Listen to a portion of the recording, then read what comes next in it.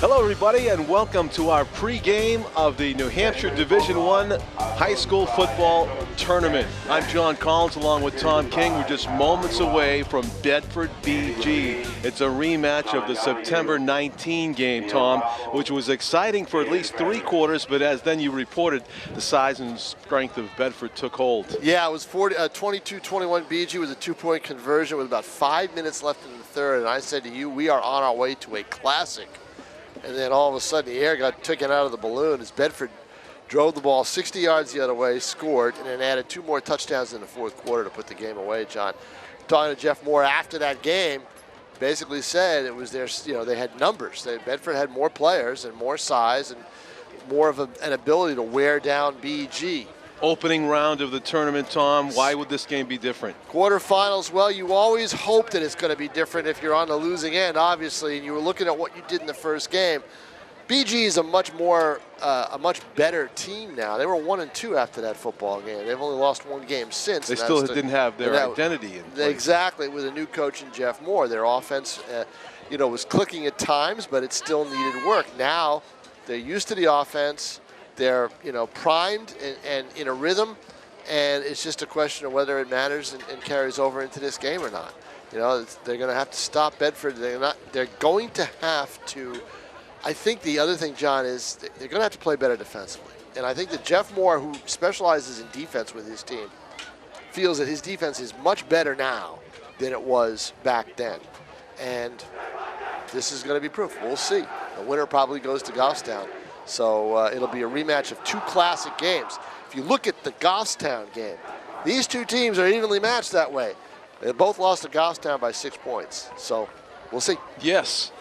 That's Tom King. I'm John Collins. We're just minutes away. The Bedford team is out on the field. We'll find out, in fact, if the Cardinals can bury the Bulldogs, as the sign says down there. I don't think anybody's burying anybody today. This should be a good game. This is the anniversary of the last scoreless tie in the NFL. It was 1943, 0-0. Not going to happen today. Not going to happen today. No. That's Tom King. I'm John Collins. We'll be back with the kickoff for today's playoff game, Bedford versus BG, right after this.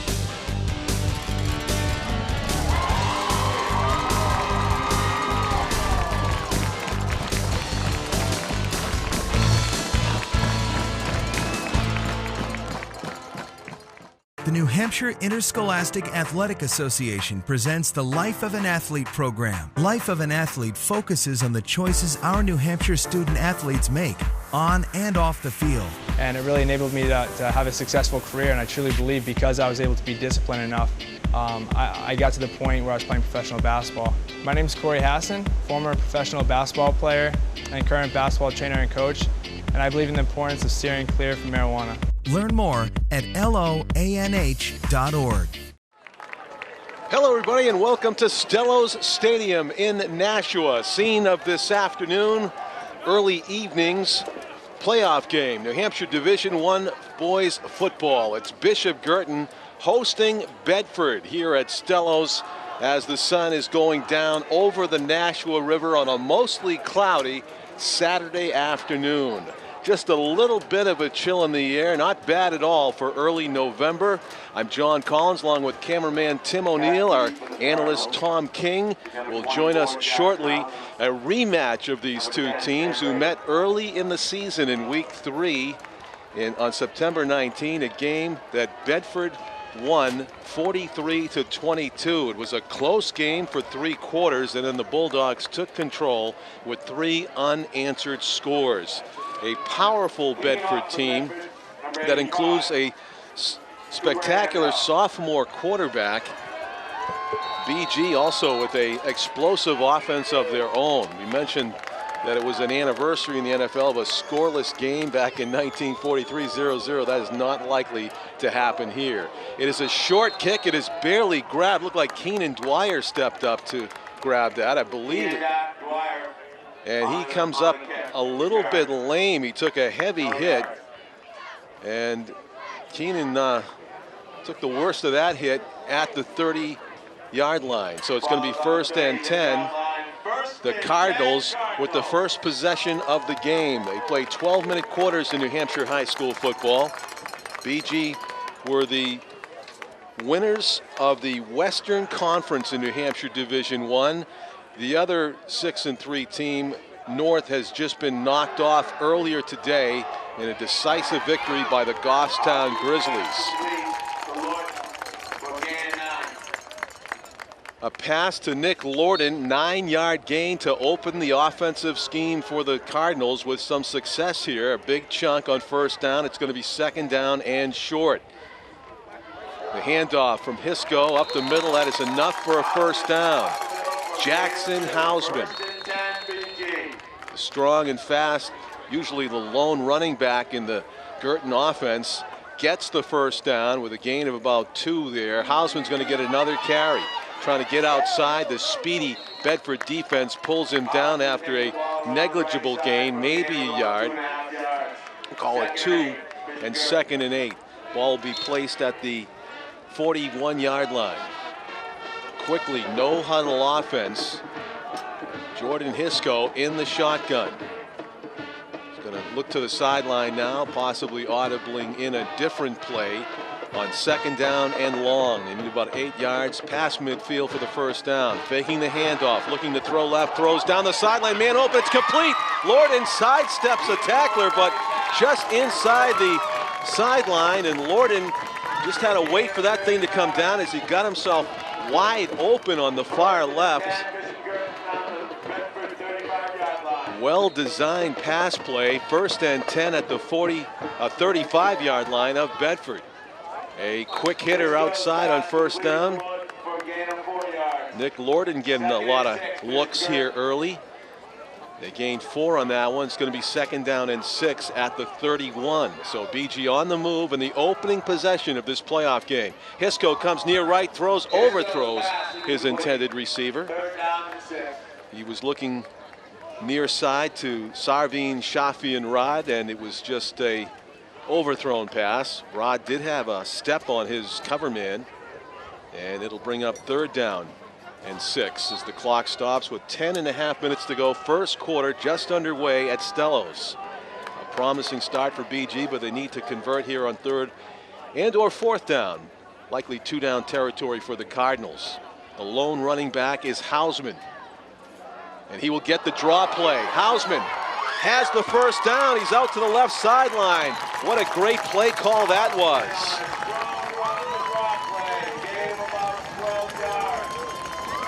That'll move the chains again. Big 3rd down conversion for the Cardinals. 1st and 10 from the 18. And Hausman gets the handoff, but he has to wrestle through contact, and he's still on his feet. Look at that. Yards after contact.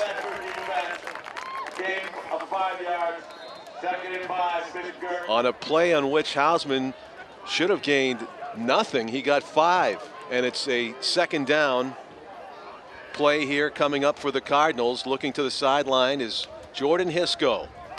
He has Rod to the right and Lorden to the left. The slot receiver right side is Fagan. He's looking towards Fagan. He's going to hit. Oh, he's over his head. Good coverage there by Bedford's Michael Landman, the senior linebacker, came right up on Fagan. Doubtful he could have made any yards if he did catch the ball. So it's going to bring up 3rd down and about 7. Ball's at the 12-yard line.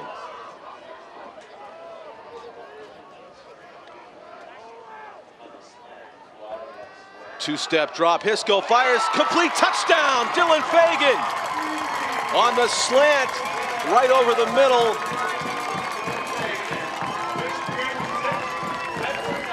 A 12-yard touchdown pass. 2.5 minutes into this game, Bishop Guertin strikes first as the Cardinals go straight down the field. A 70-yard touchdown drive capped off by a 12-yard pass from Jordan Hisco to Dylan Fagan. And all these young men, they get to watch Tom Brady operate on a regular basis, and that was right out of the Patriots playbook.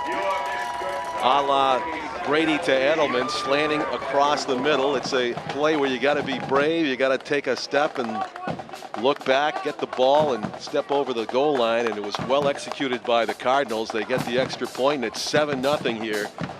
2.5 minutes into the game. The only bad news is now they have to give the ball over to Bedford. It has a powerful and explosive offense of their own.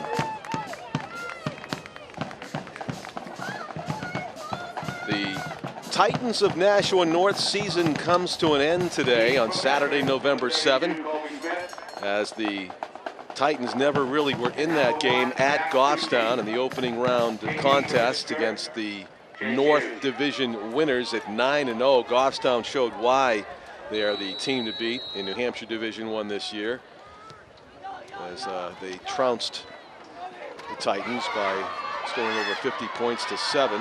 Running up the middle on the return is Shahrukh Hussain. From Bedford on a nice return. And that's great field position for the Bulldogs. The kind of team that does not need the help gets a great boost on their kickoff return to the 45. And that just gives them 55 yards to go to try to go down and tie this thing up. And it's be our first look at today at the spectacular sophomore quarterback Connor Roberts, who is in the shotgun right now. And he's going to hand it off to Nick Leahy, who runs right, doesn't get all that much. BG obviously keying on Leahy, who amassed quite a few yards rushing in their last meeting in September. Gets just 2 yards on the first down carry, 2nd down and 8. Just over 9 minutes to go, first quarter. If you just joined us, Bishop Guertin on the board first in their opening possession, went 70 yards to put up a touchdown, leading 7-0. And coming around the left side is Connor Robert on the quarterback keeper. Certainly no gaping hole to be found there. And it's 3rd and 5 at exactly midfield for the Bulldogs. So a key play cropping up here early in this Bedford drive, or would-be drive, as they took possession of the kickoff at the 45, and now they have run up against a good defensive wall of BG. Can the Bulldogs convert from midfield? There's the end around, and he's not going to go anywhere. Hausman drags him down in the backfield.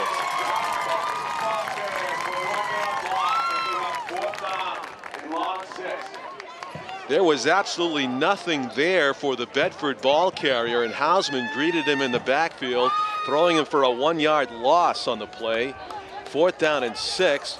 Does Bedford dare go for it from midfield? And they are lining up as if it could be a quick kick. You never know. There is no return man, and they're going to pooch it. And this thing's going to bounce free in the open territory. It's going to be down well inside BG territory, inside the 5. Very effective quick kick by the Bulldogs. A play that you could very much see coming, and yet BG didn't put anybody back to receive it. And the result is great field position from a defensive standpoint. 1st and 10 from the 4. So BG, who went 70 yards in their opening drive, have a tougher task here. They have 96 yards of green between them and another score, leading 7-0. But what a great defensive stop to start this game on an exclamation point for the Cardinals, who lost their only meeting of the season, 43-22 to these Bulldogs. Hisco hands it off up the middle, and no real hole there as the Bedford defensive line stuffs it up. Stopped by the entire Bedford defensive line. No gain, 2nd and 10. So 2nd and just about 10 yards, the full 10 to go, as Hisco is in the shotgun, standing exactly on his own goal line. The lone running back is Hausman, and he has 3 receivers split to the right. Dangerous territory to throw those sideline passes, and it's going to be a handoff to Hausman instead. Up the left hash mark, and gains about 3. And it'll be a 3rd down and 5 here from the 10. No huddle. Key play, 3rd and 5. Rolling to the right, looking to throw deep down the right. It's a battle. Lorden wins it. Lorden has it. The 40, the 50. Nick Lorden, one man to beat, cuts it inside. Lorden to the 30, the 20, Nick Lorden has a touchdown! Bishop Guertin with a spectacular 90-yard touchdown play. The most exciting play of the year in an exciting offense, and they save it for the first quarter of the playoff game against Bedford. 13-0, the Cardinals are on top. Nick Lorden with a spectacular catch and run after the catch, as he had to battle the defensive back to get that ball out of the air, won the battle, and then beat everybody down the field. And this is the extra point to try to make it an even 14-0 game. And the Cardinals with an exclamation point. They could not have dreamed off to the side, 13-0, but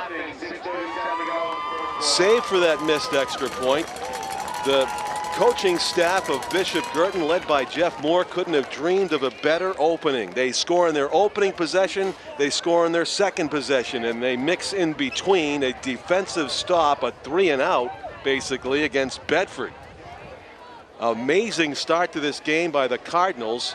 6.5 minutes to go, first quarter, and it's Bishop Guertin 13 and Bedford 0. Glad you could be joining us on Nashua TV. Our cameraman up top is Tim O'Neill. You can watch any of our games anywhere and anytime online at nashua.easystream.com. Jordan Hisco to Nick Lorden for 90 yards.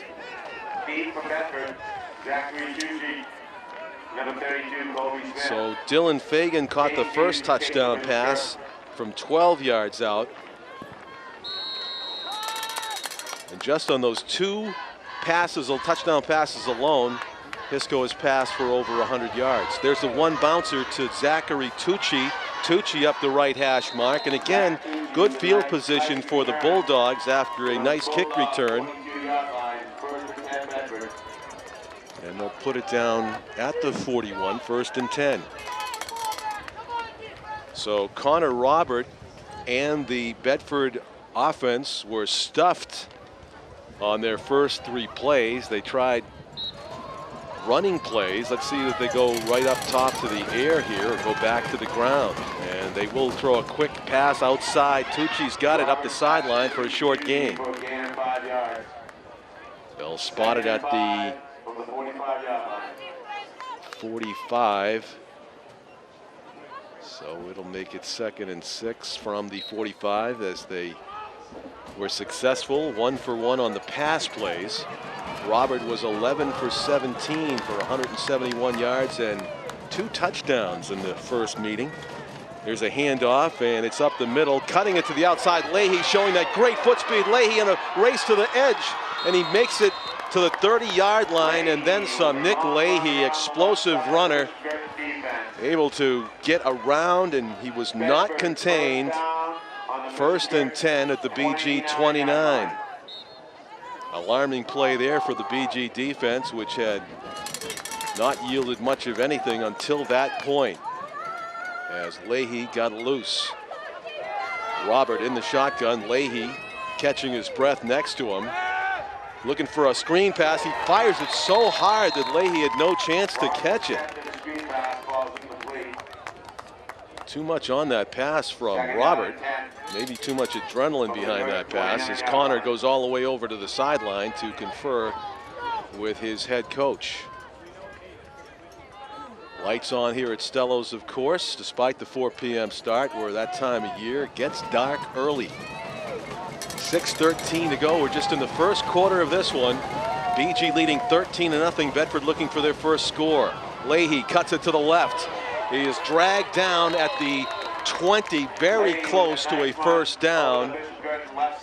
Tackle made by Zachary Keenan, sophomore linebacker.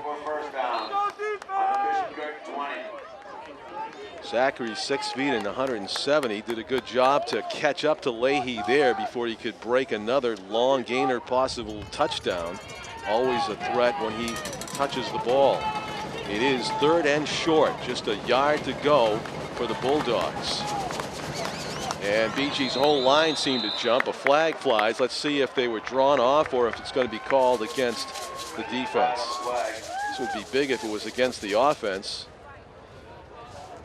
And it's going to be an automatic first down. The good hard count apparently by Connor Robert, On the BG 15-yard line. showing some sophomore savvy as he drew multiple BG players offside just before the snap. And it's going to be 1st and 10 at the 15-yard line. Promising drive here for Bedford, who went 3 and out on their first touch, trying to cut this BG lead in half. Quick pass, too hard again, too much velocity. That was intended for Noah Chabarek, who is 6'4", a sophomore wide receiver. Again, too much pace on that pass from Robert, and it's 2nd down and 10 from the 15. So Robert now 1 for 3 passing. In the shotgun. That's Leahy with the handoff. He's up the middle. He's hit hard at about the 12. We'll probably spot it at the 11 and needs to get to the 6. 4 yards. 3rd and 6. 3rd and 6 here from the 13, so they need to get down to the 6. So it's from the 12 or 11-yard line, and 4:50 to go, first quarter. Left hash mark. Key plays here. This is definitely 2-down territory for Bedford. They need 6 yards to get the first down. 1-step drop, and he's under pressure. Scrambling, sacked.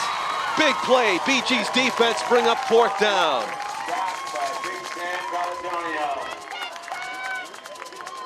A loss of about 3 on the play. It's going to bring up 4th down and 10. Bedford ball on the 20-yard, 15-yard line. 4th and approximately 10 yards to go. Big play for BG. Can they double up? Can they actually stop Bedford again here on their 2nd offensive possession? This play will determine it. 13-0. Bishop Guertin leads. They'll get the ball back if they can prevent. Actually, Bedford's going for the field goal. Cooper Annabal. Annabal's kick is good. So BG, having missed their extra point a few minutes ago in a 13-0 game, those 3 points loom large. BG surrenders the field goal. So the Bishop Guertin defense bends but does not break on the 2nd possession of Bedford. They get just the 3 points, and it's a 13-3 Bishop Guertin advantage. It is a game that had all the markings of a shootout, and Bishop Guertin is still off to the best start, getting the ball back now, up by 10 with just under 4 minutes to go, first quarter. Lots of excitement in New Hampshire High School Division I football today. There were 4 games going on. The Pinkerton-Timberlane game, I believe, is still going on. It had a 90-minute head start on this one. But the Goffstown North game is in the books. At last check, Goffstown was up 50-7, and that game was not yet over. And the Exeter-Salem game was a thriller. It was 21-21 with under 2 minutes to go. And downed as soon as he catches it is Chase Hughes. Good sure-handed play by Chase. Good field position for Guertin at their 30-yard line. They scored from their own. Well, they got the ball at their 4 last possession and scored after the capper, the 90-yard touchdown pass from Hisco to Lorden. So this is a luxury here to be starting at the 31, 1st and 10. Hisco's shotgun. Hausman doesn't get the handoff. The quick hitter outside, it looks like might be Sarveen Shafi and Rod. And he is to the 35. For a gain of approximately 3 yards. 2nd and 7, Bishop Guertin. So ball at the 35. They need to get to the 41. Hisco shotgun, 2nd down. 3 receivers split to the right. As you can see, he's looking right, flushed out of the pocket. Hisco on the run, eludes a sacker. Throws it as he's hit out of bounds. Good play by Hisco to get rid of that ball. 3rd down and 6 yards to go. As that play was blown up from the start, looked like linebacker Benjamin Miller, the senior, at 6 feet 381 pounds. He was bearing down on Hisco immediately and blew that play up. 3rd down and 6 from the 35 in the shotgun. Hisco again, 3 receivers to the right. As the play gets audibled in. 13-3. BG leads with possession. Deep drop by Hisco. Is going to throw a middle pass. It's completed. 1st down. Dancing around in space past midfield. That would appear to be Hausman coming out of the backfield. Excellent play design and execution. Cardinals get a key 3rd down conversion on 3rd and 6. They move the chains and they're right back up to the line of scrimmage. Hisco, 1-step drop, fires right, completes it. And Matt Terriol has a nice chunk on 1st down, gets it inside the 45. 2nd and 4, Bishop Guertin High School. Ball's at the 44 and they need to get to the 39. Or the 38-yard line, correction, to get a 1st down. So it's 2nd down and 6. 2-step drop. Hisco looking down the middle and he completes it. Taking the hit but holding on to the pass for a 1st down completion. Matt Terriol. That again moves the chains. BG gaining a city block per play here. Hisco throws to the outside. Fagan's got it. Dancing around defenders. Diving forward for at least 8 or 9. The Bedford defense can't keep track of all the weapons that BG's throwing at them right now as Hisco's sharing the wealth. 2nd down and 2. The handoff is to Hausman around right end. He's got a 1st down as he turns it upfield to the 16-yard line. The speed of the offense is blinding right now for the Bedford defense. They barely have a chance to catch their breath and put their hand down before the ball's being snapped. And the BG defense, offense going left, going right, passing, running, mixing it all up. 1:40 to go 1st quarter. BG trying to add to a 13-3 lead. Hisco runs through everybody inside the 5. 1st down, JT Hisco. 1st and goal to go. Right up to the line. Ball spotted at the, is it the 2-yard line? And timeout on the field. Bedford needs to take a breather. The pressure ratcheted up per play by Bishop Guertin. Amazing start to this game. They scored on their first 2 possessions and they're threatening to make it 3 for 3.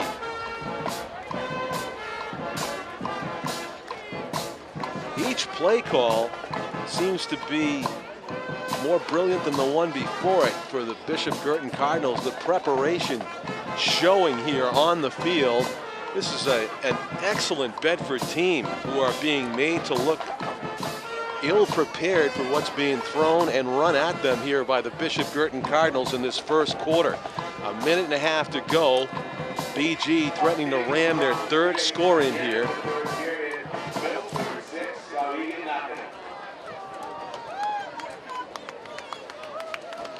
New Hampshire Division I North Conference runner-up Bedford, despite a record of 8-1. They were 2nd best in the state with their 1-loss record. No other 8-1 team in Division I. Pinkerton, Salem, and Exeter all finished 7-2. BG was 6-3. But BG looks like the #1 seed in this game as they're playing for a 3rd score. Gets sacked in the backfield though. Huge defensive play made by Gardner Gendron, the senior defensive lineman, who's got NFL size down there, 6'4", 243, and he greeted Hisco in the backfield and wrapped him up for a loss on the play. So it's 2nd and goal from the 4.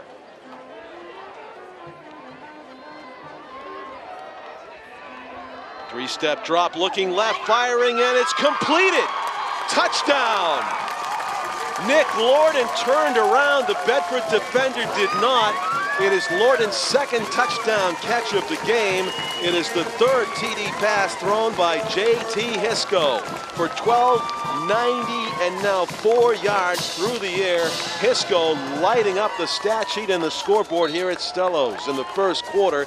A 19-3 BG lead, and they're going to try to regain that missed point after touchdown kick back here with a 2-point try. Hisco rolling to his right, throwing, completing, 2 points to Fagan. That makes it a 21-3 lead for Bishop Guertin.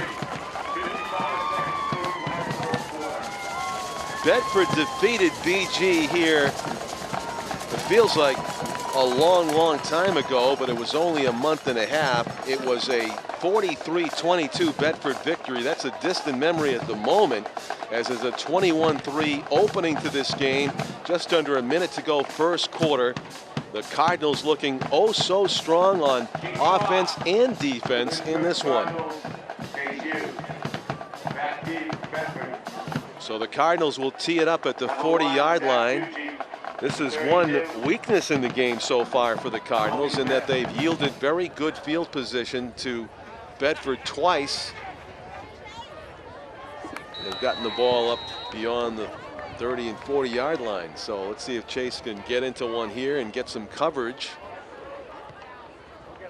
Good high kick, pretty deep, comes down at the 16. Up the middle, Tucci is down at about the 30. No, it's 32 on the return. Colby Smith. All spotted at the 36. First and 10 for the Bulldogs. A lot of two-way players for both teams. We see Nick Lorden is out there. And number 7. Was caught 2 touchdown passes in this game. Not much chance to catch your breath. Leahy plows his way through the middle of the line. Gets a nice chunk on first down for the Bulldogs, who rely on that great size they have up front to wear down their opponents. Third possession for the Bulldogs in this game. They were 3 and out. They kicked a field goal, and now here goes Connor Robert, keeping it. Eludes a tackler. He's still got it. He cuts it to the right. Connor Robert with a big gainer here. Lorden has to track him down all the way from right outside linebacker. It almost looked like some of the BG players did not realize that Leahy did not have the ball and that Robert did, as he made his way through, seemed like a mass humanity, and cut it outside and got a gigantic gain out of it down to the 16-yard line. First and 10 for the Bulldogs. This is a handoff. No, it's a fake handoff. Rolling to his right, running out of room, and he gets annihilated by Chase Hughes, but jumps right back up to his feet. And got a, let's see. First quarter comes to an end. 21-3. Bishop Guertin leads Bedford as we go to the second quarter of play here at Stellos Stadium. The New Hampshire Division I Western Conference leaders, the Bishop Guertin Cardinals, lost just 3 games this year to undefeated Goffstown, this Bedford team, and also conquered 17-14 way back on week 2. And what tremendous work this team and this coaching staff have done since they were 1-2 way back on September 19 after facing Bedford. They ran off a string of 4 victories, racking up 54, 43, 50, and 54 points in those 4 games to establish their identity as a contender for the Division I title. Then they ran up against Goffstown, and that was a close game. 35-29. BG really gave Goffstown a run for their money on October 24th, and it appears the Cardinals have only gotten better since then. Handoff, Leahy cuts it out to the left, gets a block. Lorden comes up on him and grabs him short of the first down. It's going to bring up third down and short for the Bulldogs. Call it 3rd and 3. Second quarter just underway here at Stellos. BG enjoying a 21-3 lead for the moment. Bedford got stuck in their last possession near this part of the field and elected to kick a field goal. Can they get the 3 yards here? Well, they have to make another decision. Rolling to his right, Robert looking to pass. He does. It is a touchdown. Tucci was able to be inbounds and receive that. It was a 9-yard touchdown pass from Connor Robert to Zachary Tucci. Oh, Hussein, excuse me. It was Sharouk Hussein, number 2, who had the reception. And so that is 6 points for Bedford. Let's see what they do on the conversion here. They'll just kick it. 21-9. BG leads. Connor Robert with a successful rollout. He needed 3 yards. He got the whole 9 for the touchdown to Hussein. Kuparanabal with the extra point. 21-10. Here you see the time remaining in the first half at Stellos. Bishop Guertin yielding their first touchdown in the opening minute of the second quarter. Impressive drive by the Bulldogs, highlighted by Connor Roberts, quarterback keeper, for about 40 yards. BG showing their first signs of maybe being a little bit tired from the pace of this game that they have manufactured to take this impressive 21-3, now 21-10 lead. Cooper Annabal, who's got a very strong leg for the Bedford Bulldogs.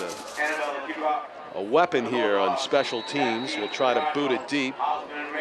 Jackson Hausman and Sam Raitt are back to receive the kick for the Cardinals. And it's a deep kick.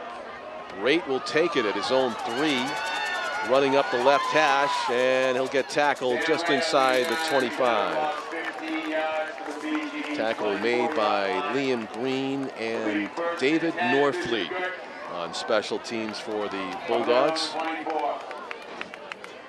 So if BG's going to make it 4 for 4 on scoring on their offensive possessions, they'll have to earn it here, starting out 1st and 10 from their own 24. Not awful field position. Not as bad as when they started from their own 4-yard line and managed to go the full 96 yards. JT Hisco in the shotgun. As Chase Hughes in motion, he'll get the handoff as he goes around the right side toward the sideline, eludes the tackler, driven out of bounds, short of the 30. They'll mark it. Sarveen Rod on the carry, excuse me, number 8. Gain about 4 yards, 2nd and 6. Ball on the 29-yard line. 2nd and 6 from the 29. You see Nick Lorden and Dylan Fagan split wide to the left. Hausman, the lone running back, gets the handoff, gets tripped up at the line of scrimmage. Daniel Flynn, the senior linebacker, read the play, stepped up and tripped up Hausman pretty close to the line of scrimmage. He might have got 1, so it'll be 3rd down and 4 from the BG 31. Hisco, a key play here. This could be their first stop. They've had some big conversions, though, on 3rd down. Bedford defense looking to come up with a shutdown defensive set and get that ball back. BG quarterback Hisco rolling left, throwing, and nearly had it picked off. Nick Lorden got a hand on it, but it was knocked away by Tom Reynolds, the senior free safety, who was able to make tracks as that ball kind of floated. The problem for Hisco is he's a right-handed quarterback and he was running left, and it didn't really get enough zip on that to hit Lorden, who was open momentarily back deep for Bedford. Number 2, Hussein. Shahrukh Hussein, who caught the touchdown pass, is waiting for this punt. It's a good one. It drives him back to the 32. He cuts it up the middle, and he is pulled to the ground. Hussein on a great return, gets into the 50-yard line. Tackled by number 10, Sam Ray. Sam Ray flung him down, so it is another start with great field position for the Bulldogs. They are at their own 48-yard line. It'll be first down and 10. 10-11 left, first half. BG jumped out to a 21-3 lead. The Bulldogs come up with a defensive stop after their first touchdown and trying to add to the 21-10 score. They're knocked away. Number 56, TJ Hart, playing that middle linebacker position, the senior captain, with a great play there. Had he gotten just a little bit more of a paw on that one, he might have been able to haul it in for an interception, but it was a great knockdown, and it's going to be second down and 10 from the 48. As Bedford went with a first down pass play there.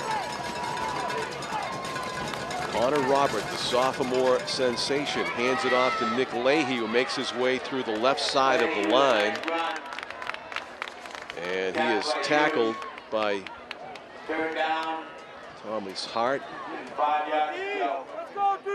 And it's going to be third down and 5 from the 46 of BG.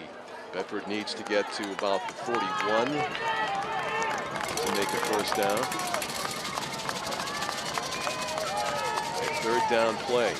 Quick pass to the outside. BG's defense closing in. And it was number 32 on the reception. Colby Smith, just short of the first down. He's pushed out of bounds. And a foot. Now quarterback sneak, and he gets it. Connor Robert following his right tackle and right guard. Robert just falling behind senior offensive lineman William Fargo, and that seems to be a good choice. 6'7" and 254, paving the way for basically that forward fall down by Robert for the first down. So first and 10 at the 41-yard line with 9 minutes and 4 seconds. It's a keeper to the left. He's going to throw it down the sideline and out of bounds. Sarveen Shafian-Rod with excellent pass protection on Noah Chibarak. Chibarak, who goes 6'4". A great target against Sarveen Rod, who's 5'11". Sarveen did his best Revis impression there and kind of pinched the receiver out of room down the sideline. So it's second down and 10 in the shotgun. Deep drop. Robert fires. It is complete. First down. Liam Green found a big patch of green all by himself. Came back to the football.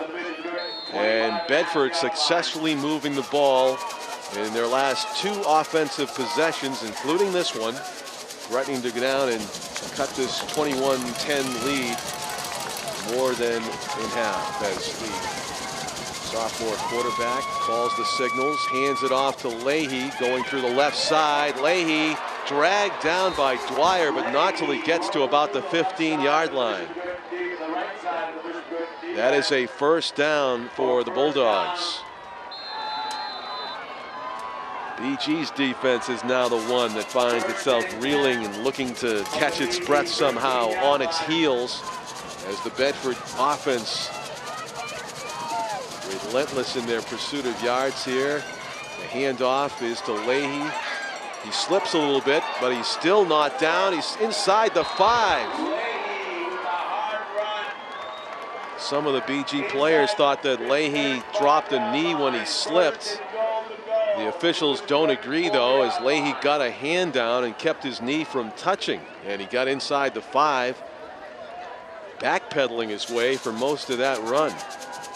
First and goal from the 4-yard line for the Bulldogs. 21-10 BG leads by 11 just for now. Leahy is cut down at about the 2.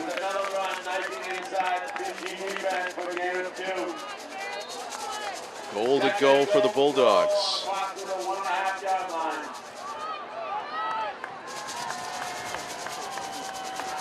Bedford threatening here at 7.5 minutes to go in the first half. BG with a tremendous start, but giving back some ground here in this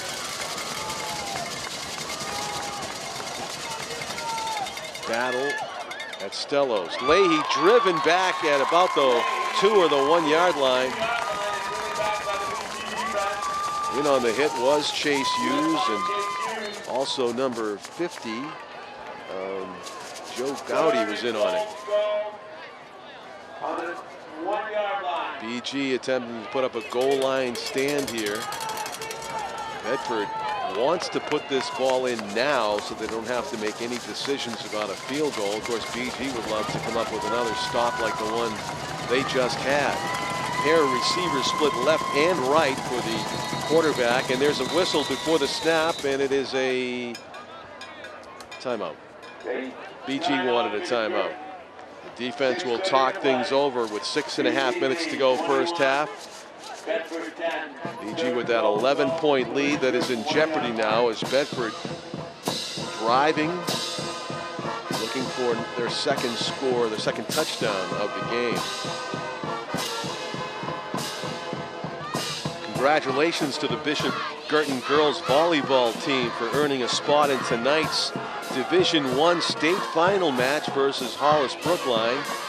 It is being hosted by Pinkerton Academy. The game's at Pinkerton at 7 o'clock. It's BG versus Hollis Brookline. The BG girls volleyball team defeated Spalding in their semifinal match in 3 straight games to knock off the, I think it was the number 3 seed. They were up there, and BG girls volleyball just putting it all together at the optimum time of the season as they make their run for the state championship tonight. Wouldn't that be something to celebrate if they won and the football team won? Of course, both games are still very much up in the air at this point. Here is 3rd down and goal to go from the 2 for the Bulldogs. Connor Robert calling the signals. He's going to keep it. He runs to the left. He's got a touchdown. Connor Robert, as BG had to respect the running back Leahy, and Robert just picked his gap and found it to the left. It is 21-16 with the point or points after touchdown still to go. Connor Robert with the 2-yard touchdown run.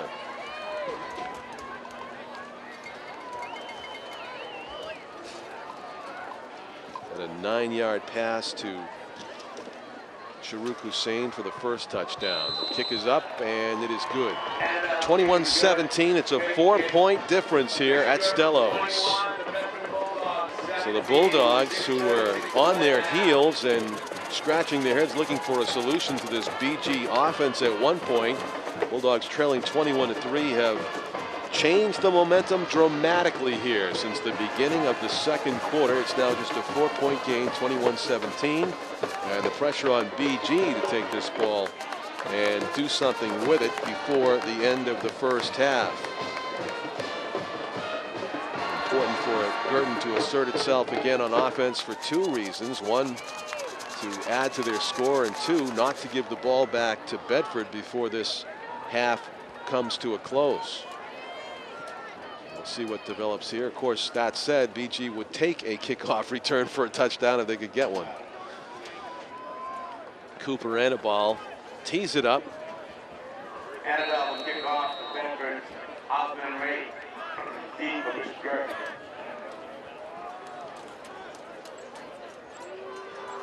Is Jackson Hausman, Sam Rady, and they're going to chip this kind of short.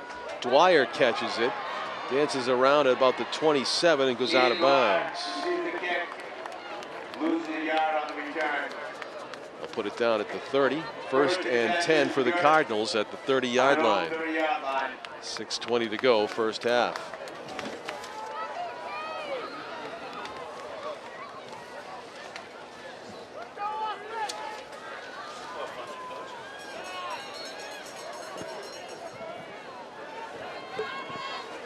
Let's see what the BG offense comes up with here with 6:20 to go in the first half. So much success on their first 3 possessions.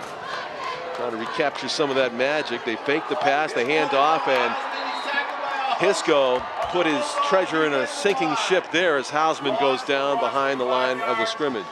John, the difference here from what I see with the BG offense is Bedford's doing a great job keying on Jackson Hausman. They can't get Jackson Hausman on track. And if that's the case, their best weapon, as it's been all game, has been Hisco and Lorden. And they might have to go back to that pretty quickly here.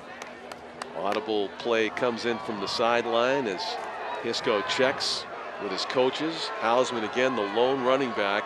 Pair receivers split left and right. Hausman's going to get the handoff. He finds an opening, dances his way through. He's hit inside the 40-yard line as it's going to bring up a 3rd down and short.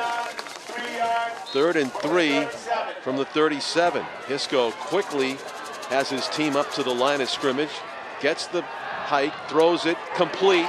Terrio, first down. Yeah, that's a good short pass option for BG. Just a quick out. Terrio coming up, the defender late getting there. He's able to make the catch. Terrio with those good hands. Lorden missed a pass like that earlier, and that has been basically the difference in terms of points. BG leading 21-17. They were ahead 21-3. 5:18 to go, first half. Lorden and Fagan split to the near left. Rod is at the top of the picture.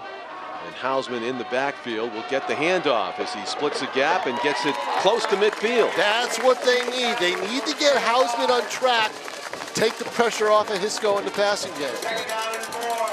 Effective run again there on first down. I'll tell you what, John. This is almost a must possession for BG in terms of scoring. They need to get those points again, and they're not getting. They need points right now to get that confidence Lorden back. just didn't jump offside. He sprinted offside and he got caught. So it's going to be a rare penalty in this game. I think that's our first one. Our first penalty of the game.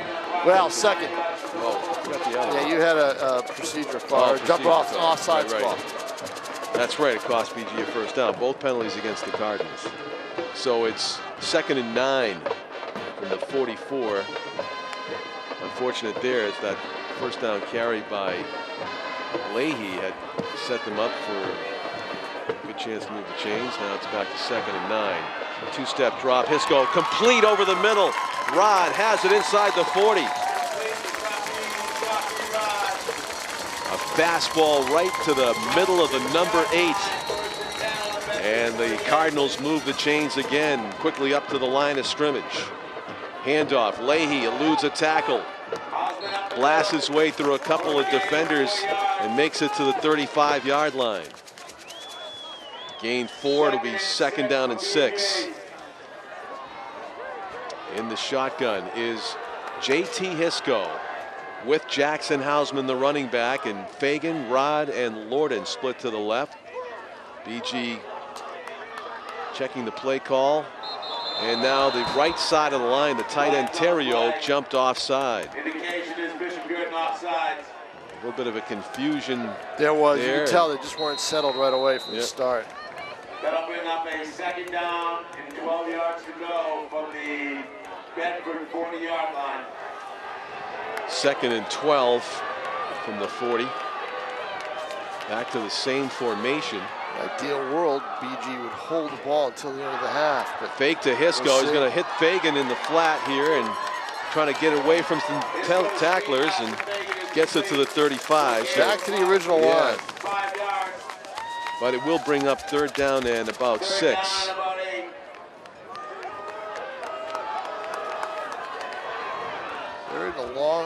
Third and about 7, John. 3rd and 7. Hisco shotgun. There's Lorden, bottom of your screen, I believe. Yeah. Yeah. Gonna go for it all, Mark Phillips? All right, here we go. Hisco, 3-step drop, looking down the middle. He was looking for He's gonna run with it. Hisco cuts it outside, still on his feet, close to the 25, and he's got a first down. He had it all the way there. J.T. Hisco. Once he tucked the ball in underneath, he managed to make one quick move, and that got him into the open field. Outside, Lorden's got it. inside the 15.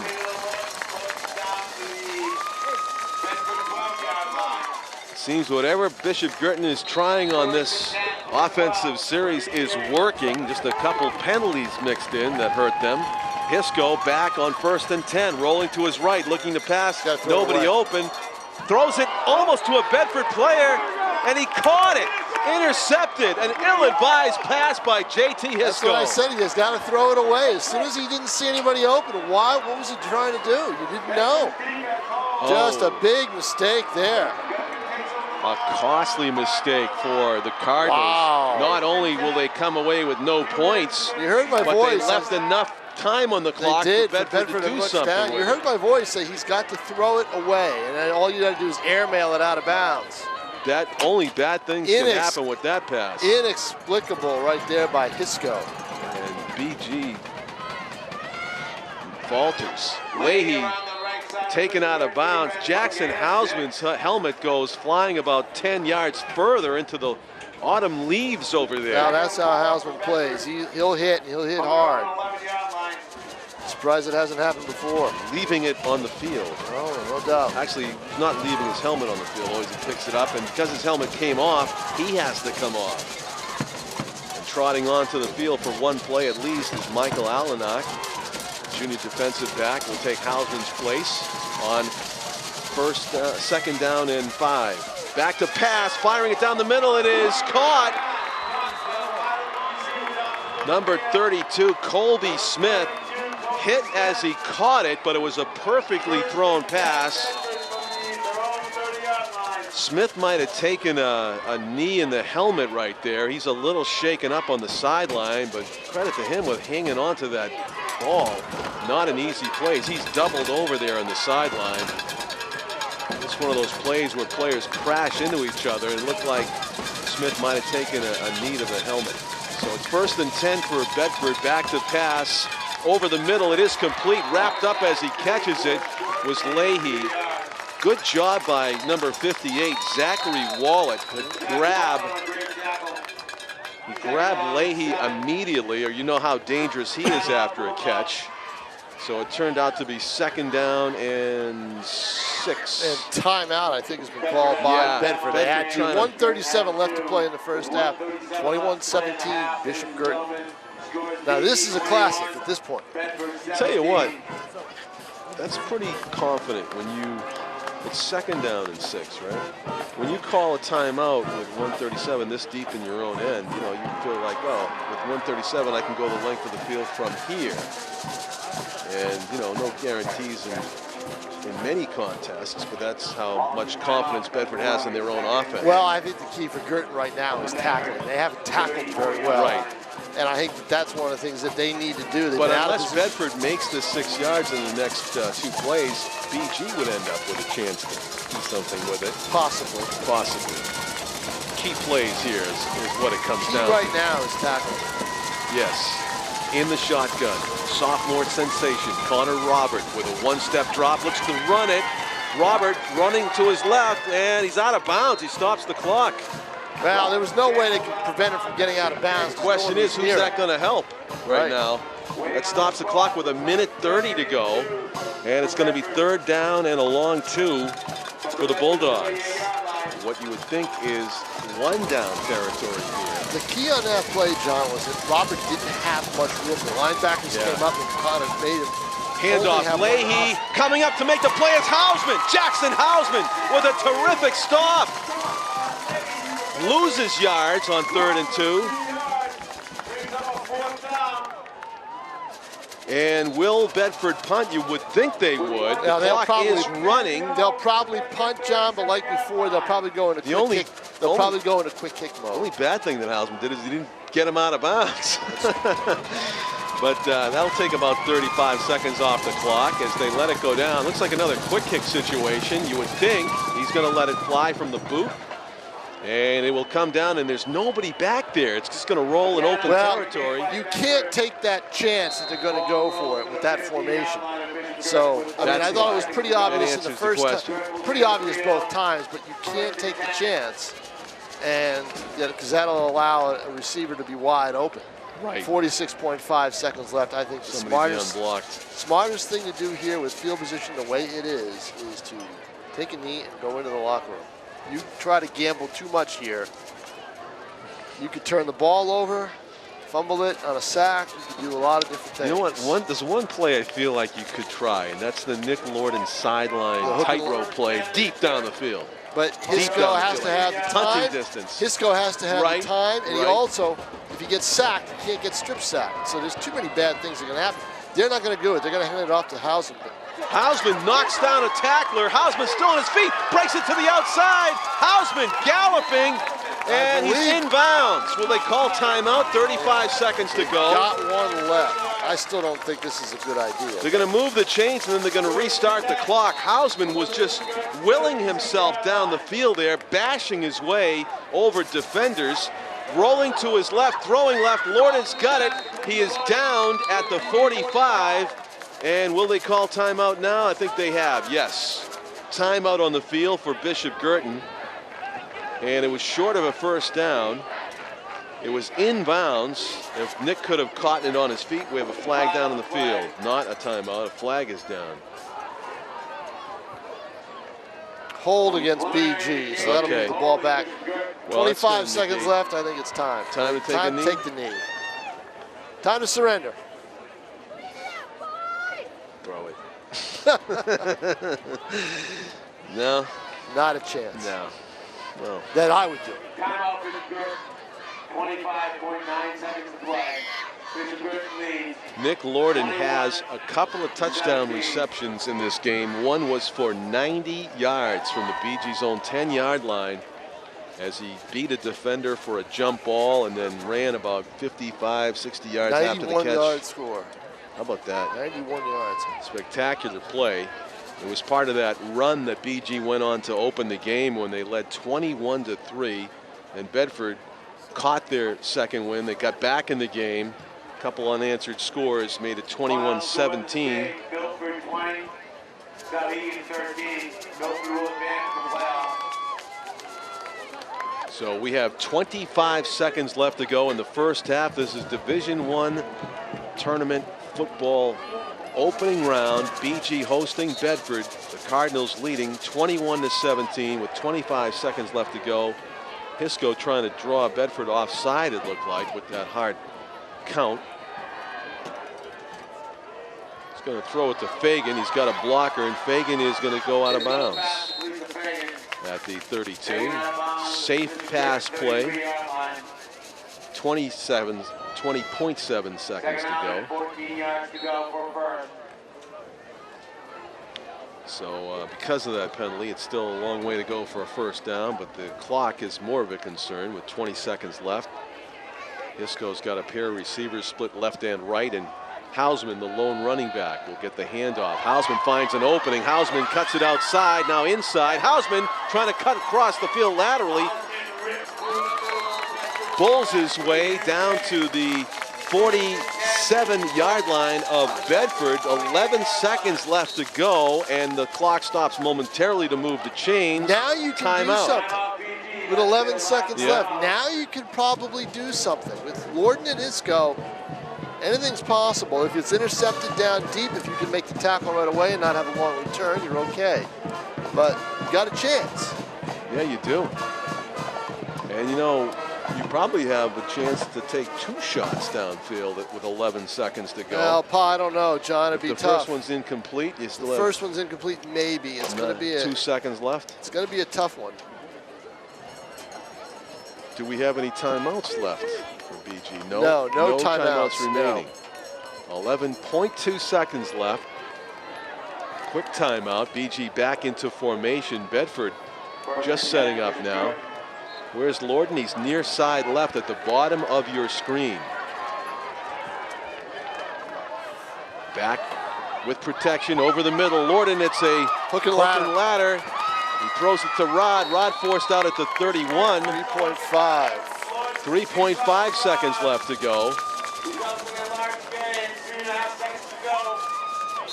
First and 10. And they are 33 yards away from the Bedford goal line. likely the last play of the first half. BG trying to improve on a 21-17 lead. Hisco's going to get sacked. And that'll do the it. Quarter ends. Half ends on that play.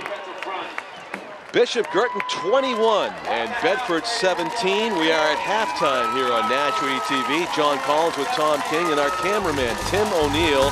You're watching Nashua TV. The exciting conclusion, the second half of this one, coming up after a short break here on Nashua TV. Come back with us.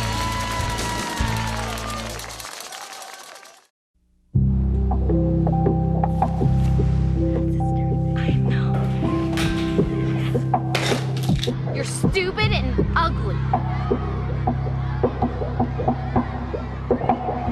Who's going to stop this?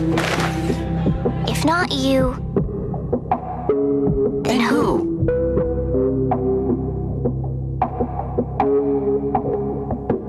Take a stand. Lend a hand. Stop bullying now.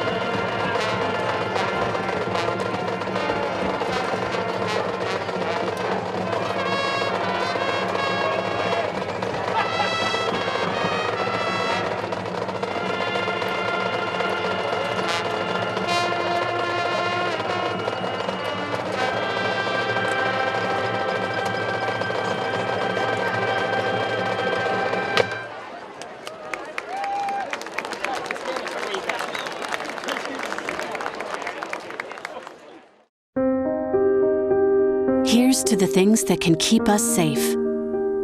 Those we use all the time with hardly a thought. Those that are silently standing by to save our lives. And now, those that we carry with us everywhere we go. Many mobile devices will now bring you wireless emergency alerts, real-time information directly from local sources you know and trust. With the unique sound and vibration, you'll be in the know wherever you are. Welcome back, everybody, to Stellos Stadium in Nashua, scene of tonight's New Hampshire Division I high school football playoff game between the Bedford Bulldogs visiting the Bishop Guertin Cardinals. BG leads 21-17 as the Cardinals kick off to begin the second half. Sharouk Hussein, who has a touchdown reception in this game, receives the kickoff and is downed at about the 31-yard line. Now this is going to be where the adjustments at halftime for Bishop Guertin, John, needed to be on defense. So we'll see if that, and that's Jeff Moore's job, basically. That's what he runs for this team. So Henry Boyle and see how it works out. Matt Beals on the tackle there for BG. Good stop. First down passing. It is complete for about 8 yards. So Bedford comes out throwing to begin the second half. It'll be second down and 2. Connor Robert, the sophomore quarterback, is 6 feet, 174 pounds, and he has been spectacular at times, as has Jordan Hisco, the quarterback for Bishop Guertin. A brief slip there. Leahy definitely regains his footing, breaking it to the left side. He's got a blocker, brings it back to the middle before he's finally dragged down just shy of the 25-yard line. Nick Leahy rips off another big run. Well, whatever adjustments were made at halftime probably didn't work.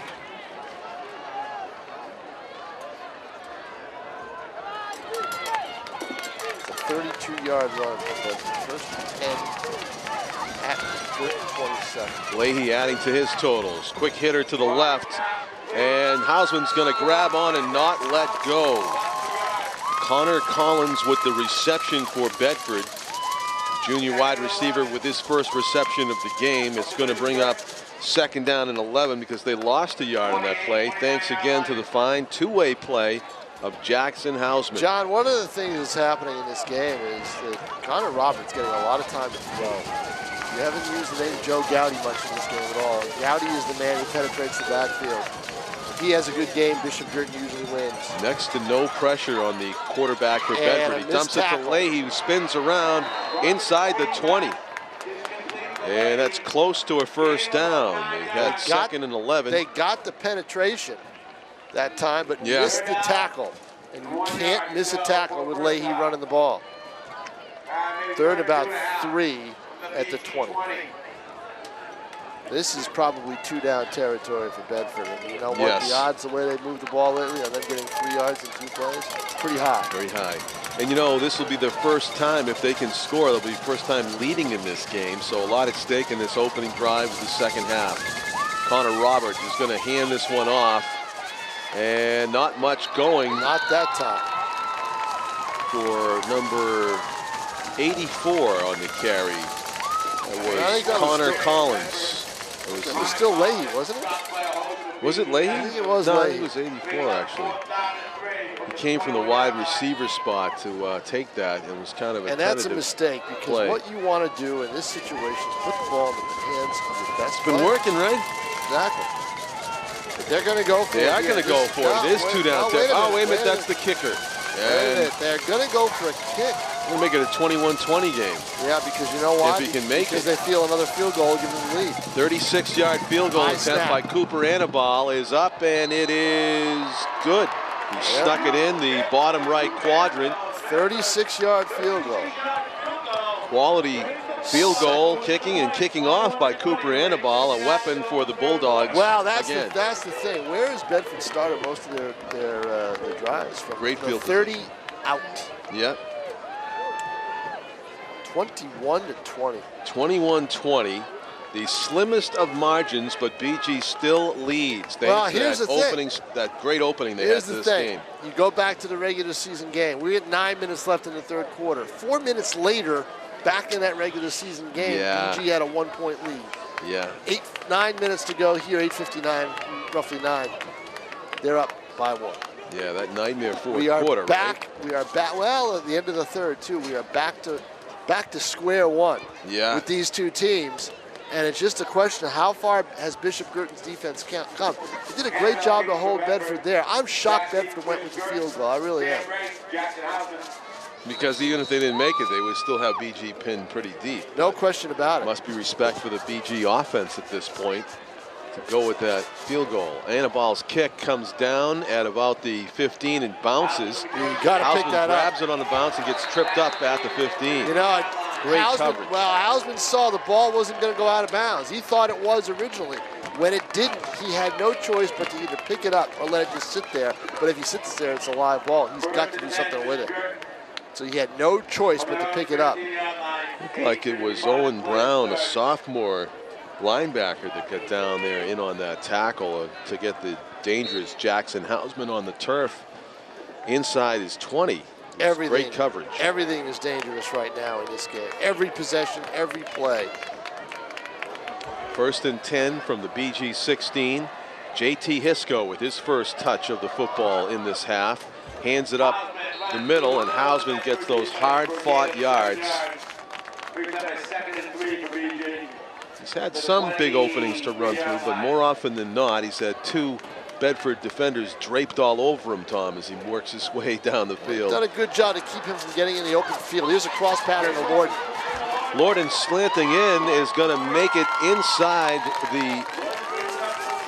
past the 35-yard line. Ran a long way down. for 12 yards. Effective play, though. It is an effective high play. Percentage pass.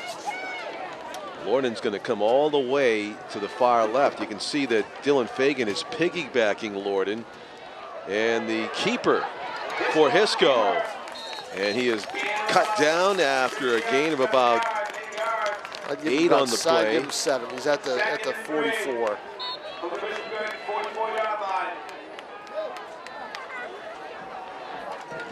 Hisco in the shotgun on 2nd down. They need to get to about the 47 to get a first down. Another promising drive for the Cardinals in their first touch here in the second half. Hisco's pass is complete. Pulling it down and getting wrapped up. Terrio, as they try to pull the ball from him. Terrio doesn't go down, and he doesn't surrender the football. No, but he's got to be careful there, because if he doesn't go down, he could surrender the football. Yep. You've seen that happen a lot in high school football. 1st and 10. Another effective dart of a pass from JT Hisco. This one to Matt Terrio for the first down. And 1st and 10. Big hole. Hausman rumbling down the middle of the field is cut down. He would have went the distance. Thomas Reynolds, the free safety, with the touchdown saving tackle in the middle of the field. Hausman was like shot out of a cannon on that run and nearly went the distance. Another BG first down. The timeout is because of an equipment failure on the far sideline. The 10-yard chain has broken apart, and that would be a problem. Measurements, and just to have a goal to run toward if you are on the offensive side of the ball. So we have a short break. The chain's been repaired. 1st and 10 for the Cardinals. Ball at the 27 or 28-yard line. 28. Hisco's got a pair of receivers to the left and 3 to the right. An empty backfield. A 3-step drop, deflected pass, incomplete. And that's the problem with the empty backfield. He's got to let go of that ball quickly. Good rush by Bedford. It looked like they were trying to set up a screen, possibly. Yeah, it was either Joshua Colmer, number 76, or Ben Miller, 81, who got a hand on that one.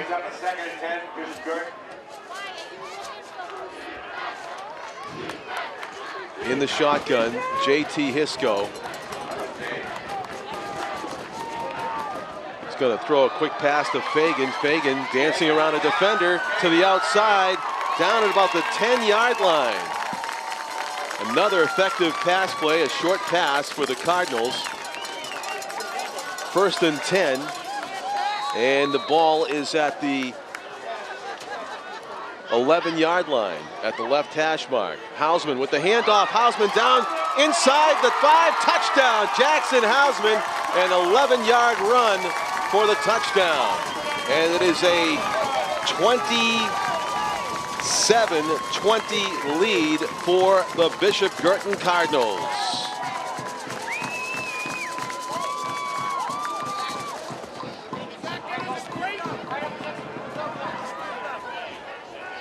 So they're going to go for the points after touchdown. It's going to be a kick. Chase Hughes lining it up. A 7-point lead. This would make it 8 points for the Cardinals. They drop it, and it's flubbed, and a missed extra point. Bedford came pouring through the line, but really it was the missed hold on the snap, and so it remains 27-20. Now we've got an even-Steven game. That's big because it's a one-score game, but even if it was a 2-point conversion, still a one-score. Yeah, still a one-score game. They just have to make the 2 points after the touchdown. So with 6:49 remaining in the third quarter, we have quite a slugfest shaping up here, as Bishop Guertin successfully scores after 3 unanswered by the Bedford Bulldogs, or a couple of touchdowns and 2 field goals since scored last. Guertin needed that for confidence, John. They really did. They've shown an ability to move the ball almost at will against this Bedford offense. 7 plays. Bedford defense, rather. 7 plays and 84 yards. So Hughes lining it up on the 40. Bedford did a great job on their kick coverage. Let's see if BG can answer in that regard, as Hughes kicks it down the middle of the field. It's fielded at the 20, and it is number 2, Sharouk Hussein, who gets it to the 40. Again, great field position for Bedford.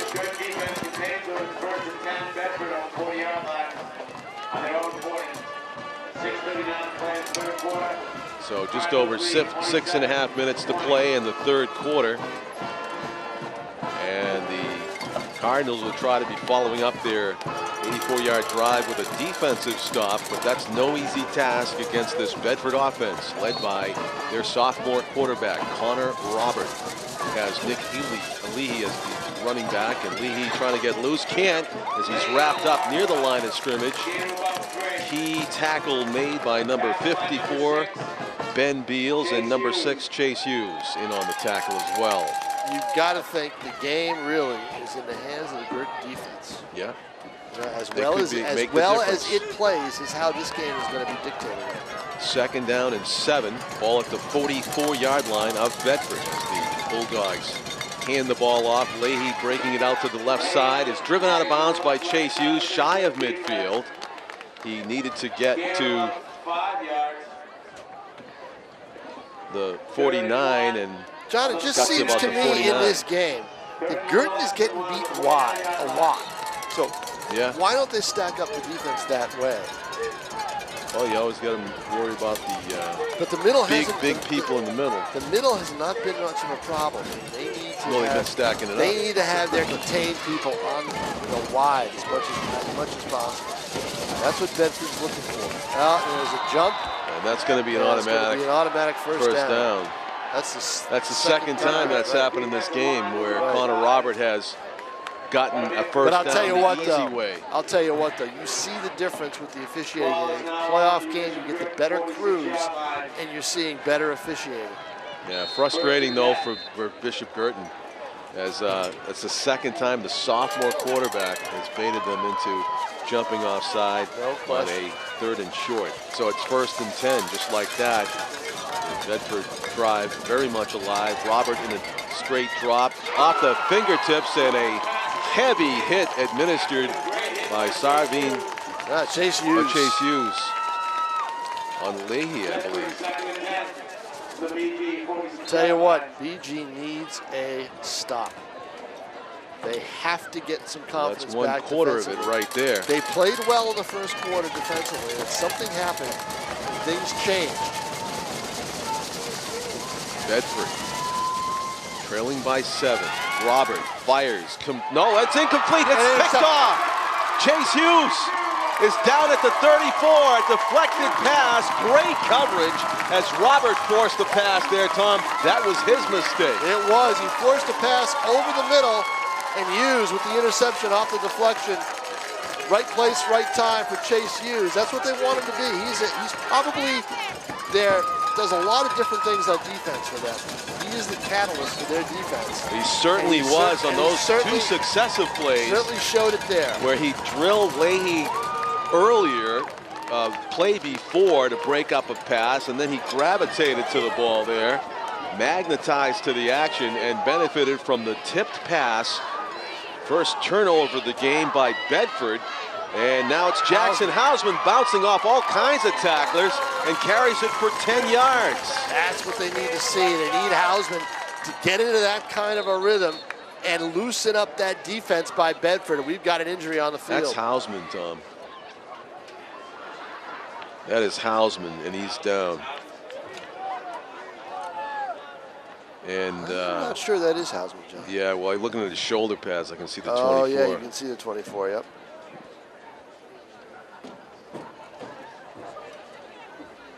Not good news for the BG team and their fans. You can hear a pin drop in this stadium. And there's a lot of people here. It's Saturday, November 7th. This press box, Stellos Stadium. This counter was shaking with everybody pounding their feet. Yeah.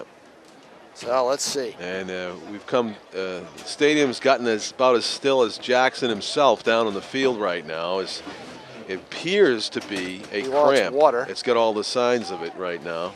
And that's great news if that's what it is. Well, it's either a cramp, John, or it's a ankle strain, one or the other.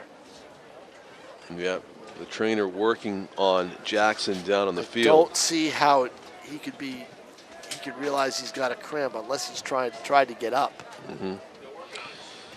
BG's athletic trainer, Chris Morash, is the athletic trainer.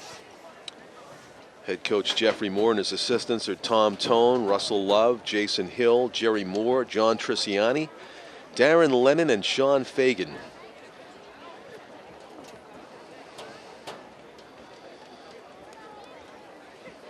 Break in the action here with 4:55 to go, third quarter.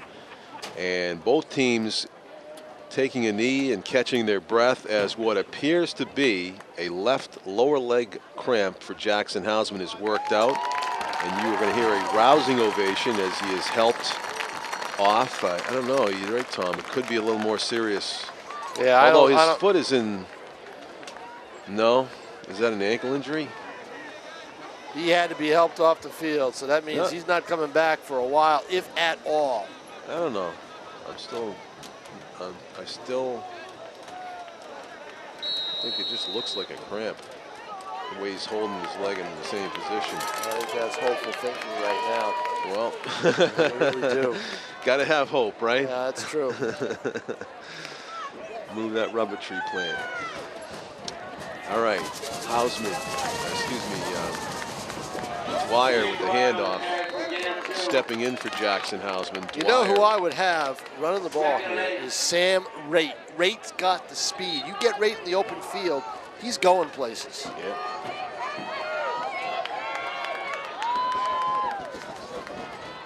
Handoff to Dwyer, swinging to the right, and he's pulled down from behind. Big difference. Yeah.